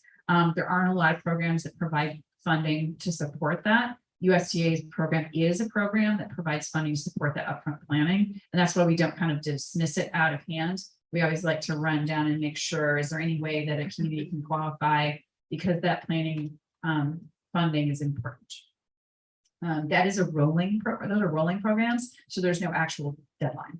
It's you engage with a local specialist. They're regional. There's a bunch of them here in the state. You engage with that specialist, they talk through your project on a basic eligibility determination, and then if they decide it's eligible, you fill out an application, you send it, and then they approve it, give you the money. So it's kind of a nice program. It is a federal program, so there's quite a few strings attached. But that's on there because again, it could be valuable. And last, and you guys have some experience with this, is funding from the New York State Legislature through something called the State and Municipal Facilities Program, or SAM. You guys have received funding through these programs, so they would come from your assembly person, your state senator. Those are straight grants. They generally are on a reimbursement basis. That's probably how your programs have gone. They're rolling, obviously. The preparation is generally not a significant burden. However, the challenge is usually reimbursement is several years out from when you spend the money. And so it's money you pay now, and eventually you get some money. So with that, real quick, this is our last slide. Next steps. So what do we do from here? So we would love to get your input. For us, the best way to do this, we can either schedule a brief meeting. We love email because then we have a little checklist. It tells us exactly what our questions are or what you need us to clarify. We'd love to have that come from not only the town board, but also the town staff who are involved in implementing everything. You know, the people who send out the bills and the people who manage the systems. That's really important. So we'd love to get comments. We know we have a list of things that we would like to update in the engineering report. We want to get those details about what manholes were inspected, what work was done. We'll update all this. That may change some things in here. We will then take that, update the report. And then we'll come back and present it again. And you know, some of the stuff may shift around, but we'll present it again. And then after that's done, really the town is in a position to decide what to do. We have a couple notes here just to kind of give you some guidelines. If district consolidation is to be considered for either the water district or the sewer district, it's the same process. It's General Municipal Law, Article 17A, that deals with the consolidation of governments. And this is, yes, it's the same legislation that's used to have a village become part of a town. We use it to consolidate districts. Districts are chunks of municipal government. That process is several months long. We do recommend that if that's something you'd like to think about doing, that we begin that process, or that you begin that process in the fall, because as we said, it's several months. And to apply for grants and low-cost financing in the summer of 2023, you need that whole process completed and done before you apply. You can apply if you have had it done. You are unlikely to get funding because the state really wants to see that you've got that process in place. If you'd like to consider the summer grant cycle of next year, as I mentioned, a lot of these programs do require that there's a process in place. You have an engineering report that meets certain criteria. You may have to have public participation. In many of these cases, you have to have done the SEEK process and a couple of other things. That all takes time. So we would recommend that if you are considering applying for grants or low-cost financing in the summer of next year, which I know is a long time from now, but that you get the ball rolling sooner rather than later. We had, for instance, this year's a good example, those Water Infrastructure Improvement Act grants. Last year, this time, the state announced that they would be due in November of this year. In July, the governor announced that they would be due in September. It cut 2 months off the process and caused a lot of communities to scramble around, and many people ended up submitting grant applications that were not complete. And it wasn't because they weren't intending them to be complete, it was because the timeline changed. So we learned our lesson, and we now tell everybody plan early, because it's not a guarantee when these programs are going to happen. And then the last one, and Tracy had this on one of her slides, but she did go over it, is the way each of the districts are budgeted have different line items in them. It makes it really hard to compare year-over-year costs and to compare like the difference between one district and the next. So as you're considering budgeting, I know that's something you're doing right now, and it may be too late to do it this year, but think about standardizing those budget line items so that you can look at budgeted, spent for categories that are the same in all the districts. Yeah, the numbers that you're using are the same across the board, but in some instances, the same type of cost will be put into a different category. Yeah. So it needs to be standardized on how you treat expenses and where they're going and what's going into the reserve fund and what's going, you know, like you'd be able to compare things from year to year better. That makes sense. And with that, we are. Thank you very much. Appreciate that. Well, I think, I mean, again, I think this outline and what you're doing is what we needed. We've accomplished a lot of things or planned them in a different way. The one item I don't see in here is aging. For example, Hamiltonian Park is the oldest. And I think that from our engineering standpoint, what's the life of those water lines? Because they were ghastly expensive, $1 million for section A. And I know Broderick put in a lot of, we had smaller lines that we spent hundreds of thousands of dollars on that too. So we've done a lot of work, but there's a lot that we don't know, I don't know about. You know, what are we gonna have to spend in the next 3 or 4 years? Yeah, that's a great point. So we'd love to get that information about what has been, say, what transite has been turned into ductile, where do we know we have small lines? To the extent that we can get all that information. You know, transite is, there's a lot of transite systems out there that have been around for a long, long time. Yeah. People take two perspectives on them. One is, if you have one that is delaminating and breaking a lot, it needs to be replaced. Yes. And that may be your case, and it may be because of either groundwater conditions or soil conditions. There's a lot of reasons why transite pipe decides it's gonna crumble and you can put your thumb through it and it's not good, right? We have other systems where there's transite pipe. Our friends over in Monroe, they have some transite pipe. Condition is very good, but they have determined that they just don't want to take the risk. We've done exactly what you're talking about, is come up with a prioritized plan of what are the oldest ones, what are the most risky ones.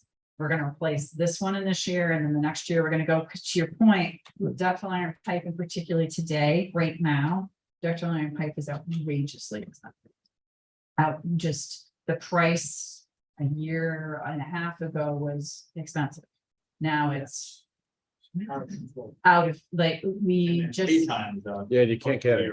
yeah. Can't get it. at all. We were going to, we had one of our villages had an area where there were 7 services on plastic pipes because people basically jacked water over the years. It's in a space between the village and the town, like some of them are, 4 of them are in the town, 3 of them in the village. And nobody has wanted to take responsibility for them for years. When the town and the village got their ARPA funding, and they were looking around for what to do, I said, oh, please, oh, please, oh, please. We're never going to find another time where there's going to be a source of funds to fix this once and for all. They all agreed. It's 7 services. It's like 1,000 feet of pipe. That's it.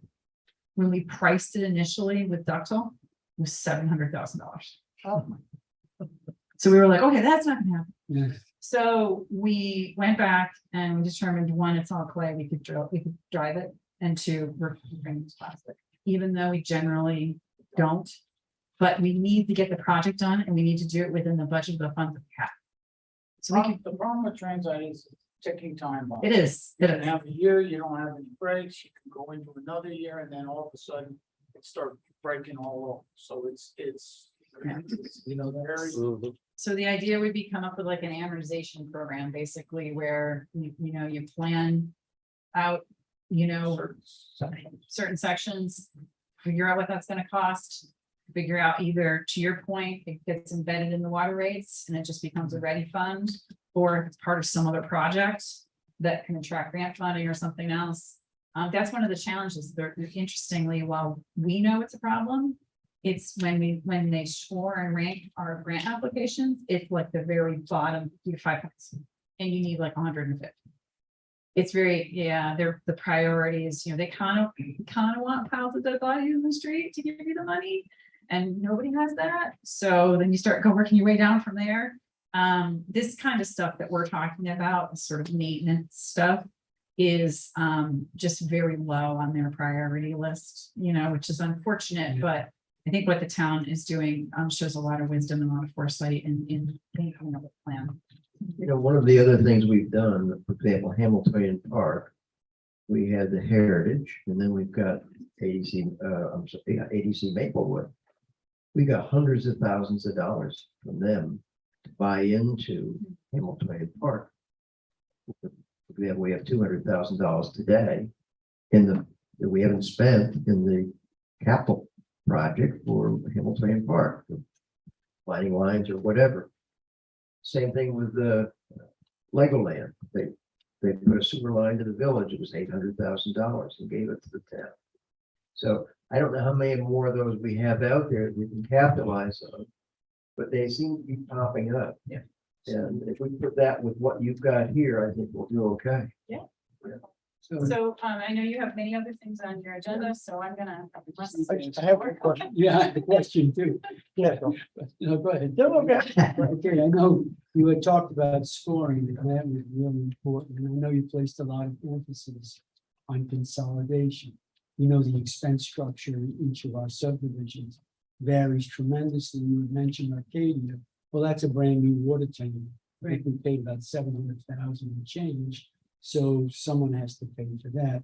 The question is, by consolidation, does that improve the score of the grant that we're able to obtain? If we consolidate, is it by volume?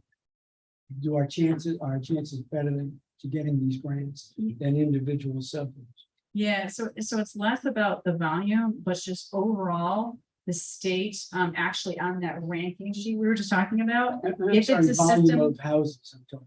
If it's a system that's being consolidated, Yeah. be it really big ones that are being consolidated or small ones, you get points. Because the state looks at it and says the big ranks that concept of sustainability. Right. These little tiny systems aren't sustainable. So the state says they would like to encourage you to eliminate all these little tiny systems by consolidating them. So they actually give you points for consolidating your systems. Okay. There's a box that we check and we get points for doing that. So yeah, it is absolutely. Thank you. I'm sorry. Listen, I think we're spending too much time. You read my mind, so. I'm sorry. That's You all should've right. gone That's first. great. Christine, did We you have any thought- questions? Thank you all. When do we have to make a decision if consolidation is the way we want to go? When do we have to make the decision? I say you see fall of 2022. We're in fall of 2022. Yeah, we are. So the consolidation process, so real quick, how that works. Interestingly, you are signing an agreement with yourself, which is sort of that's how the consolidation works. If it was a village and the town, it would be the village and the town signing an agreement. But in your case, you, the town board, represent the districts. Right. So you are literally writing a consolidation agreement between the town and its districts. So it's a legal proceeding. We generally, we have to come up with sort of which we've already sort of done, what are all of the assets that you have? What's the value and disposition of those assets? What happens to them after consolidation? Obviously, they'll just stay there. We're not going to sell anything. Nothing goes away, any of that stuff. There's a legal process where you have to create a great deal of paperwork that describes why this is being done, why it's in the public's interest. You conduct a hearing. That hearing, generally, we do recommend that at the time that you do that, you also establish the rate structure. So it's one proceeding, not we're going to consolidate and then later on, we're going to come back and deal with all that administrative stuff. You conduct a public hearing, you issue a findings of fact, you file it with state and your districts are consolidated. So that process is, a number of months, let's say 4 or 5 months, something like that. Once you've got the consolidation finished, you've done one of the many steps that need to be for a grant. So you also need to do seeker on whatever project you want to do. You need to have an engineering report. You would include the consolidation information. So that's why it's that 6 to 9 months. So if we think applications are usually due in July, which is the 7th month of next year, let's say we need a couple months in this year to really get our ducks in order. So maybe November. Does that make sense? Makes sense, but it's not gonna happen. November of this year? November to think that you might want to consider We're doing gonna have to this. get the expense structure and look at all the expenses for each and This how room it's will gonna be affect each. filled with people. November would not- be to start the process. To Start- start, that was the question, the Yeah, supervisor. yeah, no, asked, I'm when- saying, I'm trying to get a consensus, Yeah, whether we're in okay. agreement for consolidation. We could look at the process, definitely. Yeah, so you would want to say, okay, we really want to, at least take the initial Oh, yeah, steps. Like in November, we could Okay. always do some initial work and then you could say, maybe not so much, right? But if you are thinking about it, let's start working with your attorney and working through the process, at least get you some initial, like, what would it look like? How would it go? What are all the pieces and parts? That kind of thing. You can always pull the plug, on it, but you do want to give yourself enough time, so you have time to consider it. You'll be our resource, right? Right. So that's more important. I mean, for all intents and purposes, we pretty much consolidated our sewer districts. I mean, Arcadia Hill sits out there on its own, but everything else is consolidated. Okay, But when we brought in Heritage to Hamiltonian Park, this That's- room was full of people. and And that's we were the key. explaining it to them. They're brand And, new. and we had to go back and redo the rating. Because they were, what we presented to them, they didn't like. And, so. That's yeah, definitely part of and- this. It's a new subdivision and with, the other ones are 60 and 70 years old. Right, They're brand new and they're gonna share the cost, but they wanted to go in the district to use their facilities, so there was a cost for that. And so, but the consolidation might be a little different. We might have to look at that a little different, exactly. but yeah, if we can start in November, that would. Well, we have to make a decision by November, correct? That's, yeah, so that would give you, if you made a decision, if you wanted to explore consolidation in a Right. serious way, right? We've kind of talked about it very generally. Yeah. If we did it in November, that would give us enough time to start discussing some of these things, maybe get some public input. You can always pull the plug on it later and say, you know what, not for us. Good. But at least it gives you the time to get it in the queue. If we wait, what is not good in these situations, and we've actually never done one of these where you're rushing. Because rushing through a consolidation process is a very bad idea. It's hard to answer questions. The public will have a lot of questions. You guys will have a lot of questions. We want to make sure we scrub all the information and we have as many answers as we can. So rushing is a bad thing. All right, very good. Thanks, Maribel. We could also be taking some of that information and looking at some of the stuff that you've already done and looking at what you want to be seeing. And in consolidation, you can say, we know that this is going to be developed. We're going to include that right now. Right. Or we're not going to include that right now. Yeah, We're going that's to true. include it later. So Yeah. those kinds of things, if you let us know what You'll work with want us to on look that. at, I can make some of those adjustments Good. to calculations already. Perfect. Yeah. Thanks, everyone. Thank you. A lot of work. Joe, the big one is the older people versus the ones with families. That's where we got a problem. Yeah, I mean, there's gonna be a lot of variables. That is a variable that, You know, yeah. put it together. Yeah. You have any more votes? Got any more votes? No, he's going to men's room. Oh, like, if we have any more votes, we can put in that first. No, the only vote we have, we talk about is the tentative budget and vote on the tentative budget to go to the preliminary budget. And set a public hearing for the budget. Instead John. of publishing it to the budget.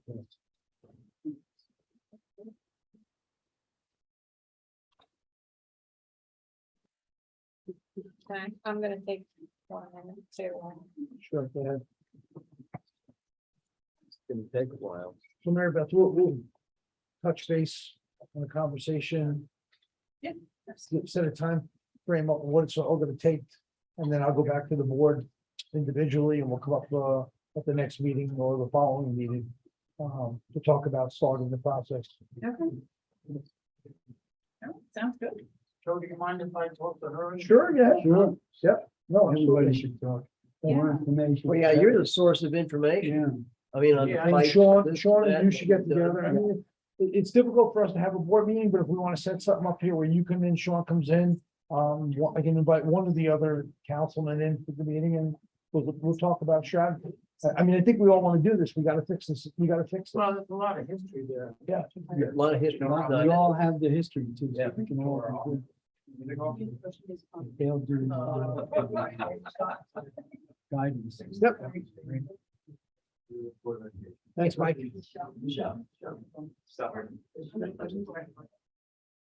All right, for Rick to come back and Mary to come back, and then we'll go into the budget.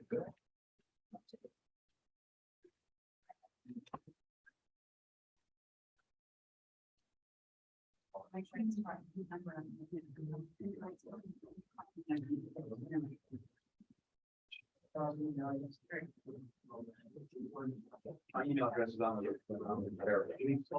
Okay.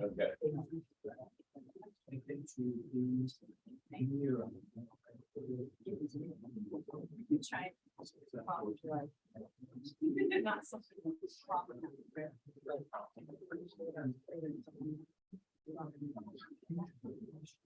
You are.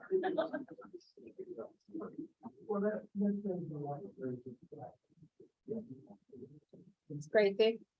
Don't call me tomorrow with questions. Okay, just tell me. Sorry, what'd you call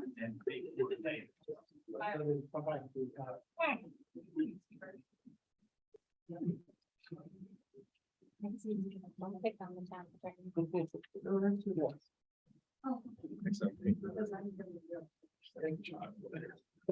All right. Love it. We're back. Number 5, review, discuss, and approve the town of Goshen 2023 tentative budget. Following the discussion, the town board needs to approve the 2023 preliminary budget to be presented to the public on October 27, 2022. The budget has been presented. Everybody's had a copy of it. I do want to give kudos to Christine. She did a phenomenal job in trying to achieve all of my aggressive needs and wants. Brief overview, she's been able to maintain the fund balances. She's been able to deliver almost what, a 3% decrease in taxes to the town and the village, and maintain the increases for the employees here. It's all in the budget. Everybody's read it. Comments from anybody? Bill? We don't do it all. Christine did a great job. We were in on it, Joe, myself, and Christine, and even I had mentioned we had some minor adjustments, but they didn't affect the end product. So I think it's a good budget. There are tax reductions in the village, in the town, and we have increased services and so on and so forth. So once again, Goshen is a relatively strong financial town. That's because we took the pain early. So good job. And I'm ready to vote. We do have one request from George. He's not here tonight. The book was great. He did request an increase to go back of $10,000. I asked Christine to take a look and see what it done. You have it in this? I did not. Did not. Okay. What did we increase it from last year? It was the same. No, it was the same last year, Okay. 50,000. It's 100,000. Right? No, 50,000. Wow. Got it right here. Oh, that's 50. 50. Right. And he has to go to 60. Okay. All right, Rick, comments? And that's the B fund. What's that? That's the B fund, That's B general fund. town. Right. Doug, any comments, questions? Yeah. I see we're in mortgage tax. You're going from 600,000 in the budget this year to 800,000 next year. And everything I'm hearing on the news about the inflation and everything else, the housing market's going to come down due to selling fewer homes. And so that tax number, I think, is way too high.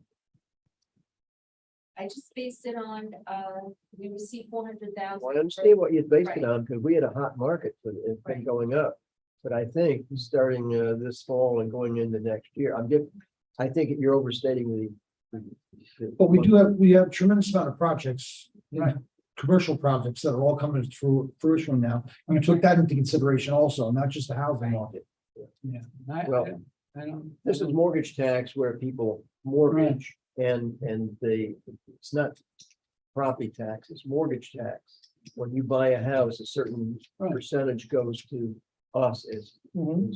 And what I'm sharing with, this is based on house sales, basically. Yeah. And I think that it's going to, this number. I keep it the same as it is this year versus upping it 200,000 is what I'm sharing. We can do what we want to do. I mean, it's not the end of the world, but. Okay.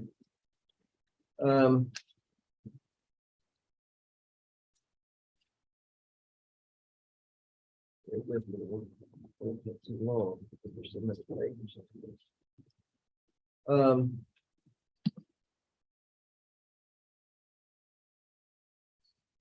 For assessing, if we signed a new, or it's gonna be the same cost next year as it is this year.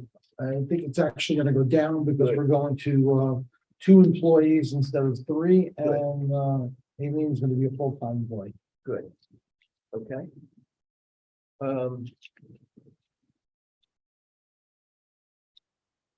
You see bingo licenses are down. Everyone's- They're gone. Yeah, sorry. I apologize. My fault.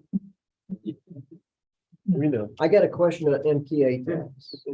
When's that gonna end? No idea. Jeez. Okay. Well. But we paid $700 this year and you got 30, we budgeted 3,200. You're doing the same thing next year. How often is that? Which fund is that? Or that you're looking at? It's page 9 of your worksheet. I guess that's, it's a 97. Oh, because that's probably only just 1 quarter. That's why I was asking. Yeah. Okay, fine, okay. The,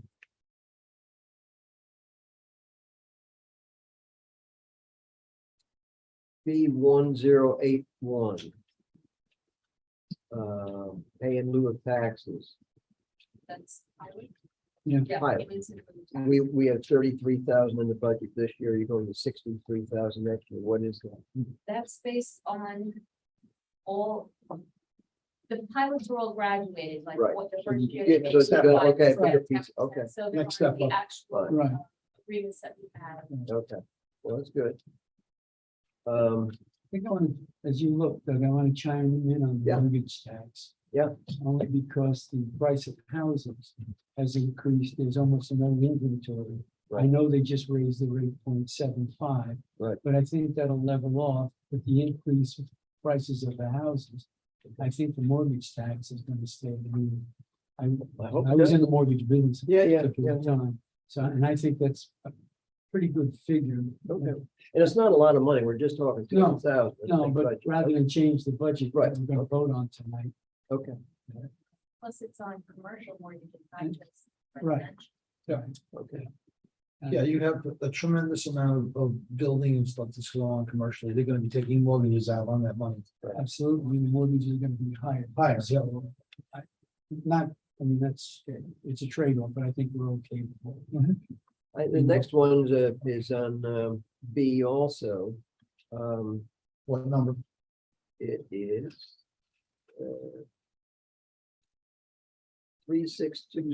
3620-114. Another assistant building inspector full-time, 65,000.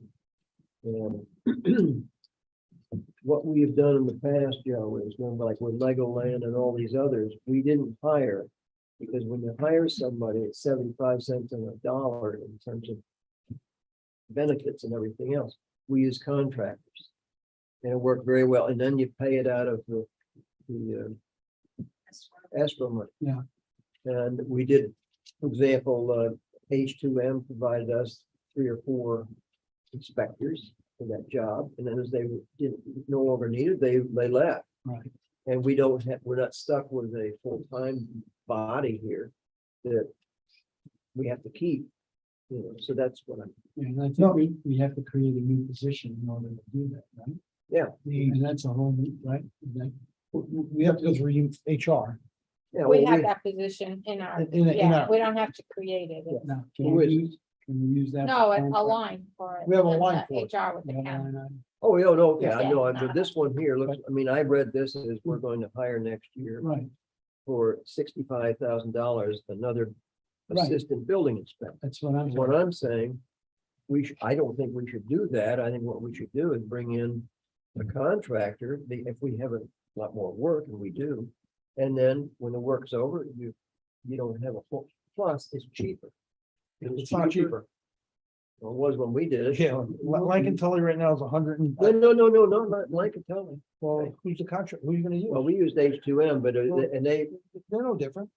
well, The village is using the village is using Lincoln Tully at $135 an hour. But what I see is we can use the contractor on the basis that we need it. Yeah. A lot of these will be paid out of escrow.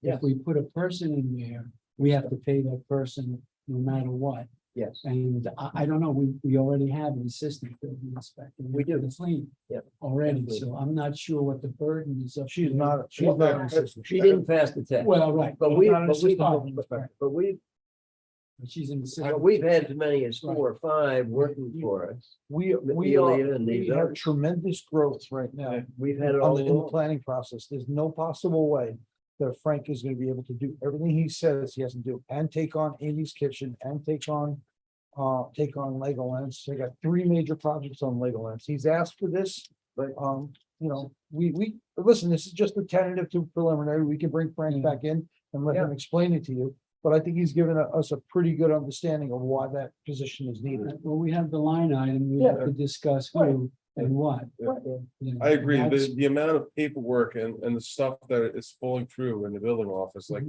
passing out COs, is Yeah. something as little as that. It's not happening.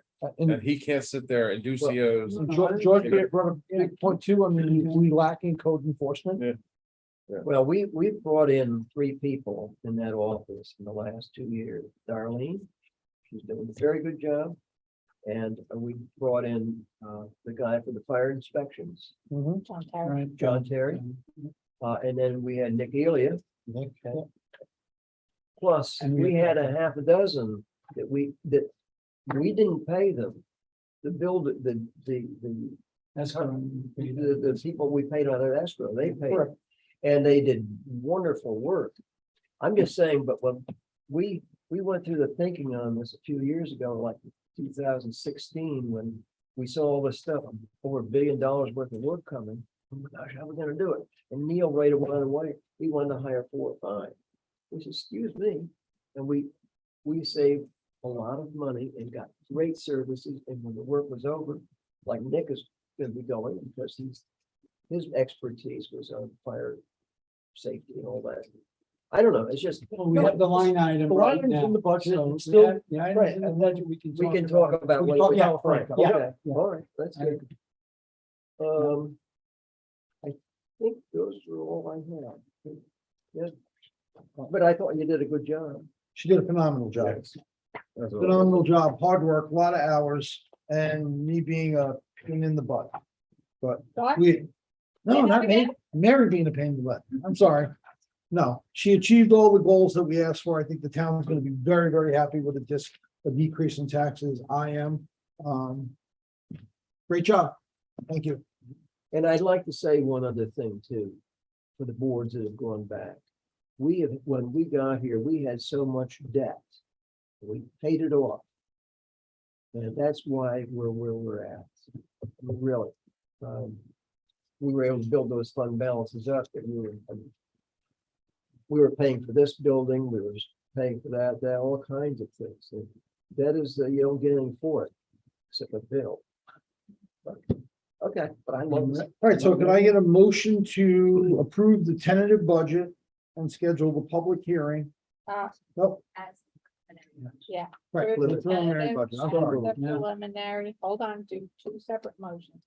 Doug make a motion, To- second. Go ahead, Rick, second. All in That's to do favor? the tentative to the Tentative budget. preliminary. All right. Right. Now Aye. for the public Next. hearing, And can I get a motion to set the public hearing for October 27, 2022?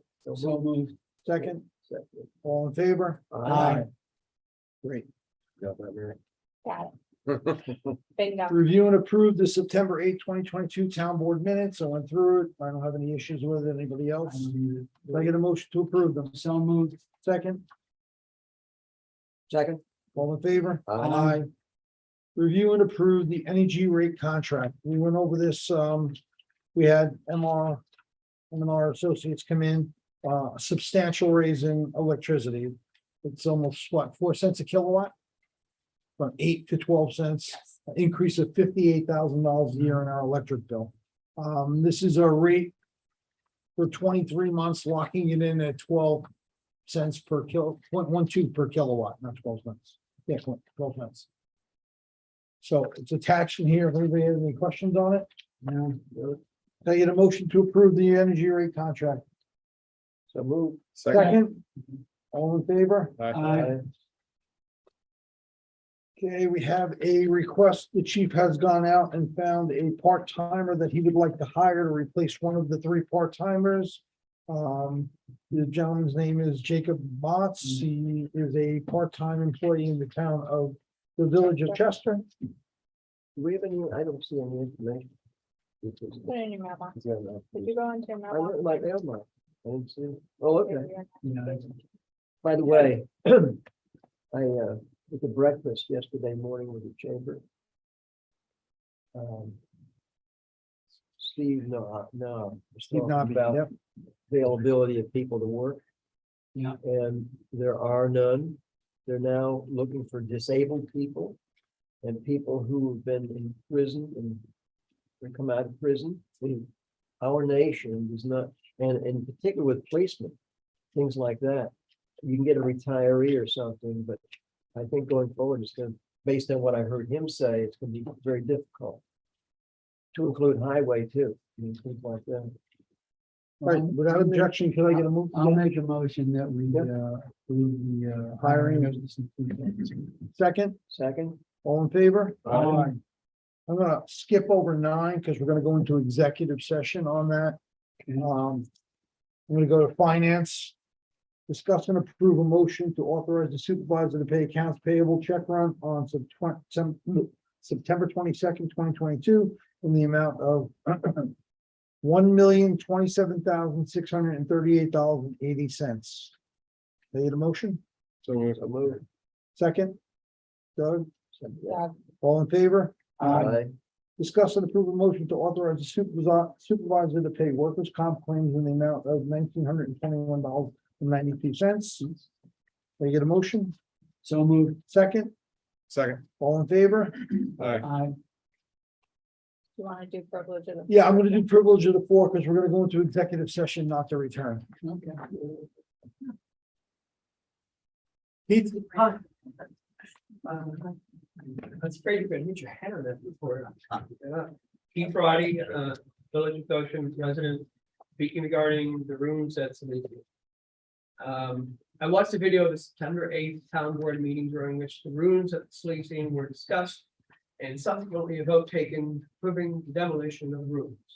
What surprised me was that nobody on this board thought about anything other than tearing down the room, taking the easy way out.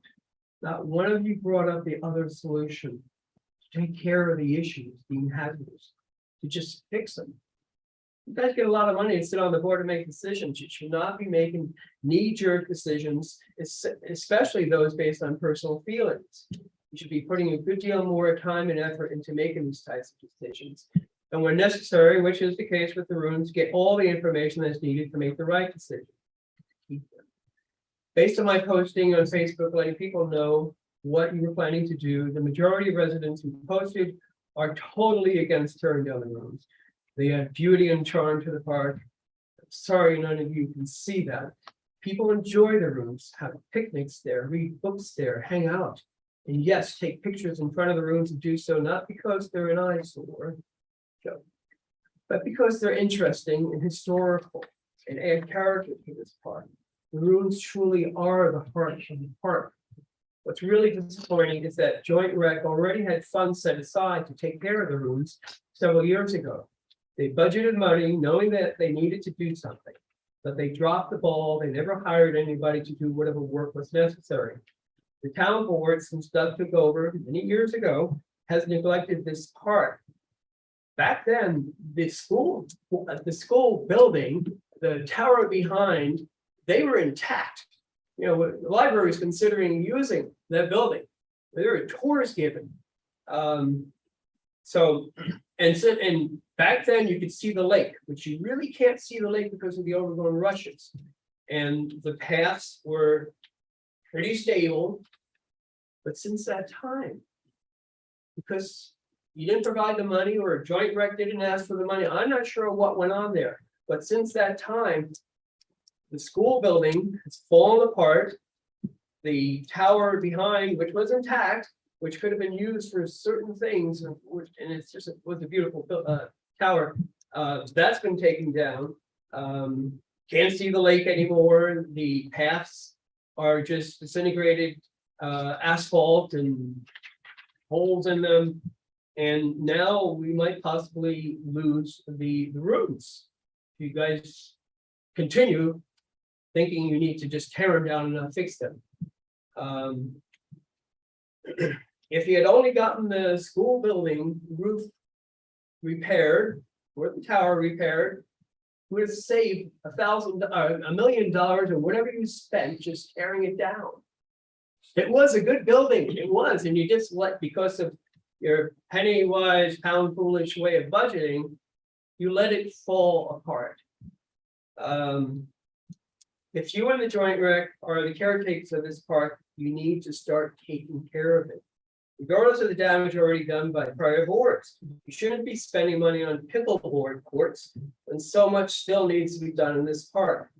Please do the right thing for Goshen. Save the rooms. One question. When one point, when we bought the building, we had a structural You bought the engineering whole property, whatever built. property. My predecessor, Honey Bernstein, Supervisor Bernstein, we told her, get a structural engineering company to evaluate the building. And they said the roof, when the county owned it, okay, all the water had come in and they said it has to come down or it'll cost equal amount of money to fix it. And so. Well, that's surprising because there's an article in the Pines Herald Record about tours being given of the building when they were thinking about the library using that building or, using it as a municipal building. I'm just telling you what And the there is engineering. nothing regarding any issues with the I'm just building. telling you. Let's try to address the things we can address. We can't address the building that's been taken down. I'm sorry. Okay, no, so stay there because I want to address you. It'd be the second time I told you this. We were given a letter by Park and Rec. We had, on advice of council, we had to act on it. It became a safety issue. They brought it to our attention. I didn't go down there. I didn't go down there and say, wow, this is an eyesore. Let's take it down.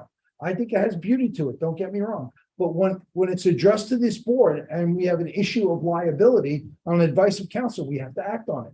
We acted on it. Okay, hold on. You're getting upset and I'm kind of agreeing with you.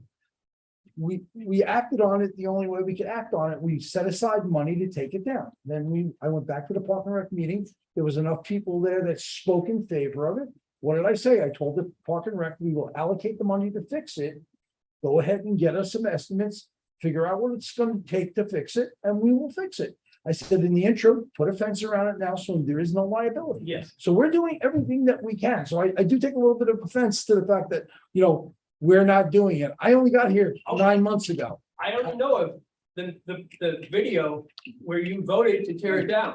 But because we had, on advice of council, we had to act on a request that came from Park and Rec. No, I understand that, but you could have at that point decided, hey, let's fence it off and let's look at how much it costs to repair. But we did that. That's what You we did got. that post. Well, Oh, but we still weren't did. we weren't given that objective by the Park and Rec. The objective we got was we need to take the ruins down. It's their responsibility to make a determination, not the town boards. It's so strange that they're the ones that identify there being a problem. Did the insurance company actually come into play here? Or is that just an off the cuff comment? Well, what would you like the insurance company to come in and do? Say that, there's no No, liability? What started this? Why did Sal or whoever I have no idea. approach you on this? They didn't, they sent us, they sent me a letter saying, we have an issue with the ruins. What are we gonna do with it? I said, what are the issues? She said, there are liability issues where somebody's gonna fall, crack their head open, blah, blah, blah. I went down there, I took a look at it. There were a couple of sections where there's a metal bar coming out of the ground next to the rocks. Yeah, exactly. So once it came to the board on advice of council, we had to act. So the way we acted is we gave them what they wanted, which was to take the ruins down. Now, in the interim, so, okay, maybe it For is, them to have that position, but that's what, they're the people that take care of the parks. but they're not taking care of the park. I'm not gonna debate whether they are or Alright. they're not. In this particular instance, they brought it to our attention that there was a liability. We reacted to the liability. So for us to kind of get beat up on an issue, I Well, think, well. All right, I'm sorry, Joe. I'm not asking for your sympathy, okay? Well, you're Just saying, sarcasm. You know, Either I one. feel strongly. I'm as others do. not asking for your sympathy or Okay. sarcasm. Then I'll pull that. Leave that on Facebook where you put it on every day. That's fine, not a I'm put problem. on it every day. All right, we are addressing it as you were already made aware by the mayor today, because the mayor called me and I told the mayor that Mason has gone out there. We're getting an estimate to fix it. No, I haven't heard from there. Well, he called me and said you had called him a couple of times. I gave him the rundown. I assumed that he called you back. If he didn't, okay, No, okay, well, now I'm telling you what we're doing. Two masons have gone out there already. We're getting an estimate to see what it costs to fix the ruins, take care of all the potential liabilities and fix them. And we'll leave the beauty of the ruins there for everybody that wants to take pictures and do whatever they want. Not a problem, thank you. not a problem. And then we will start to address the other issues. We'll start to address the walkways and the asphalt that have potholes. Broderick's here. We'll send people over and fill them. I like to walk it. You like to walk it. Everybody likes to walk it. It's a beautiful area. Trish's already addressed what we can do to make the lake more visible. We're gonna start looking at that next. We will start to fix and clean the parks up. Thank you. Our pleasure. That's what we're here to do. Anybody else? Yeah, I just wanted to point out that part of the delay in getting everything done was that we were trying to get the village to contribute half of the cost of everything. Correct. That was part of the problem. Correct. It was only when the town agreed to say, okay, we will shoulder this, But, okay, I don't understand that. Village only gets village resident taxes. The town gets both town and village taxes. when we would use we have two funds. Yeah, you would use- The wide funds, which is what we use now to take down the solution. Before, we were using town only funds, which was only town taxpayers, not the village. But In the past. Wasn't that wrong to have done that way? Because both village and town residents benefit by it. But thought- Right. there's an right, IMA so in we- place that says that we are both gonna share in the cost to do anything Right. to that far. But The it's village not has never the had the money to do it. cost comes from the taxpayers, Understood? okay? And you have the ability to tax village residents. Right. For certain things such as this. But we So- have two funds. We have an A fund and a B fund. Oh. What's it? There's a vast difference between them. No, I know- I know there is. Resolved. I'm not sure why we're doing this. Yeah, right. The problem is already resolved. We have a mason going out there to do it. So whatever it is, let's just move forward on this. And so, I'm fine with that. you know. Okay. and so, the Okay. pickleball courts were donated. They were We donated didn't by pay for half. them. We, I speak of only what I know of Right. and make assumptions. Yeah, right. feel free to call me. I'll give you my cell phone I number. would You can love call. to sit down. You can come and sit down in my office. I'm there every day. I We would did all. bring you discuss back pipes so you can serenade me a little bit, but you can come and sit with me and I need that. You can come and sit with me on any information you want. I will give it to you firsthand. it. Okay. I promise you. I like you, Joe. How you doing? Good evening. Yes. My name is Mary Troy. I'm Vice President of the Friends of the Library and Historic Society. I'm also addressing the leaking problem, which seems to have been covered quite fully already. But obviously, where the library is in the park and our role in history of Goshen, we have more than a passing interest in what happens with Solution Park. And now you're talking about doing the set and everything in the park, which is all wonderful, but what we would love to see is a master plan for the park, the town and village to develop a master plan. Because other issues are going to come up and this foundation issue clearly illustrates the need for a plan for the future. There is a passive. plan. There is- Well, I was actually asked to be on that. Oh, okay. that good. committee. There is. They're starting a committee to To do create it. an, but Okay, so we would like, I have a letter here from the Friends. I would like to be on record as endorsing that, encouraging it, requesting it, whatever. And, you know, I think the future of that treasure in the middle of Goshen is worth having a master plan. I concur. I agree. So, with you know, you can't leave it to chance, but this person wants to do this, that person wants to do that. So- Mary, do you want to one- give me the letter, Mary, and I'll distribute Read it? it into the record, yeah. There is one on file. We had engineers, and I remember back in the early 2000, that came and gave us a plan. And I think they've been following that as to the design of the park. But I was on the board all this time, but there's a, I think they paid Well, like what- $1 according to what they were- to There were, to produce there were this. probably at least a dozen. Yeah. Meetings with the public. For example, then they wanted to be a passive park. They Yeah, didn't want to do passive. those things. They wanted those ruins. Like, Yeah. I Yeah, love yeah. and Yeah. there were other things, but we got a whole new generation and those things. I mean, that was 20 So years. there is plus ago. something, there is a document in writing. That's how the park was Yeah. established, what happened based on this passive plan. Which is. But you got a grant. You got No, a we grant. didn't. We didn't. We I thought turned you it got a down. grant that tied you into it remaining. We turned that down. The village and the town boards turned that $250,000 grant down because the state of New York Department of Public Recreation would control everything we do. And we didn't want that. So we never got. Anyway. Okay. That's information. Bill. Like, to finish it off. Yeah. Bill Toy. Currently on the board of trustees for the library. The one thing that I focused on in this discussion going back to Facebook is the concern about potential liability, which was the same with that as the school. And that's a serious issue. I very much appreciate the idea of, you know, refurbishing, renewing, whatever. But I'd like to know if in fact there is a hazard there. And the reason I'd like to know that is that the other fact is that there's a split in the community on this issue. A lot of people have voiced the fact that they think it's just a bunch of old concrete and it's not taken care of. And others applaud the beauty. I think if we can clearly identify that there is a liability, that's going to go a long way to supporting whatever funding is going to be needed, because we don't even know what it's going to cost to take care of this yet.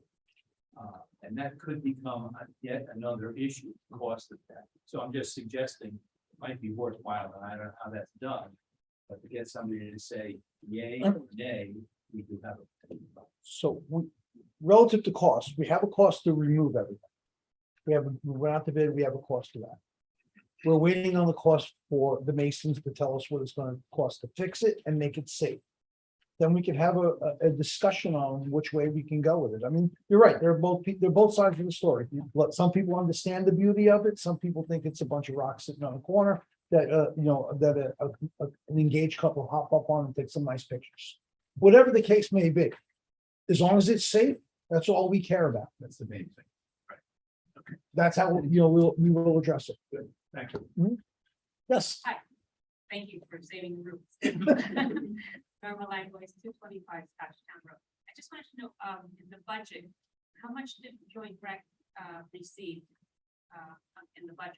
Joint Rec, we requested a $25,000 increase and we granted the $25,000 increase, What's their overall? 125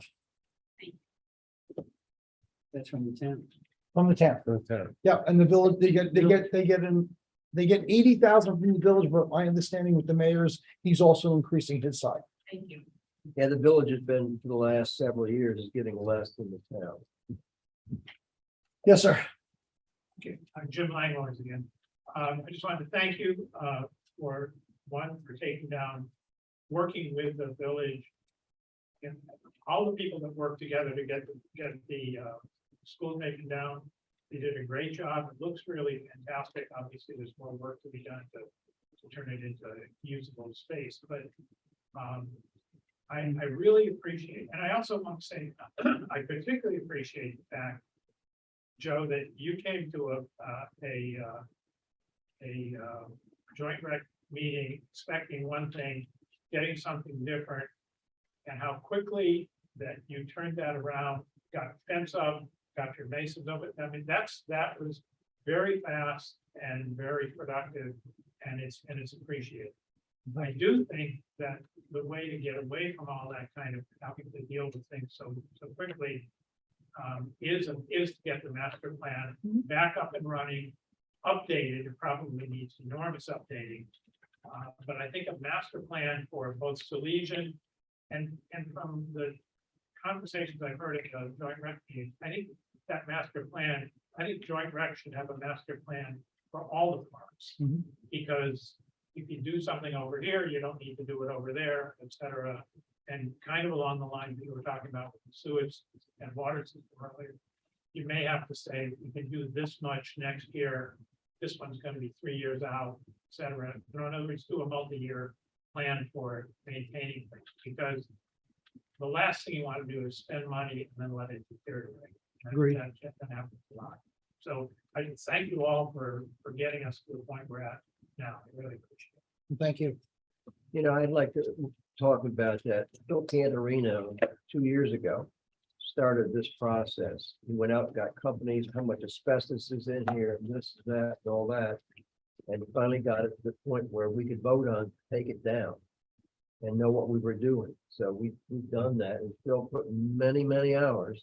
We've had many meetings in here relative to that. So, yeah, it was not an easy task because of the asbestos, particularly and the hazards. Thank you, Doug. Yep. We talked about it 12 years, and then for 2 years, we had to cut through all the red tape, all the meetings.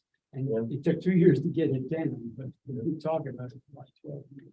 And it had to come down. It was so deteriorated. When it had asbestos, it was really a danger.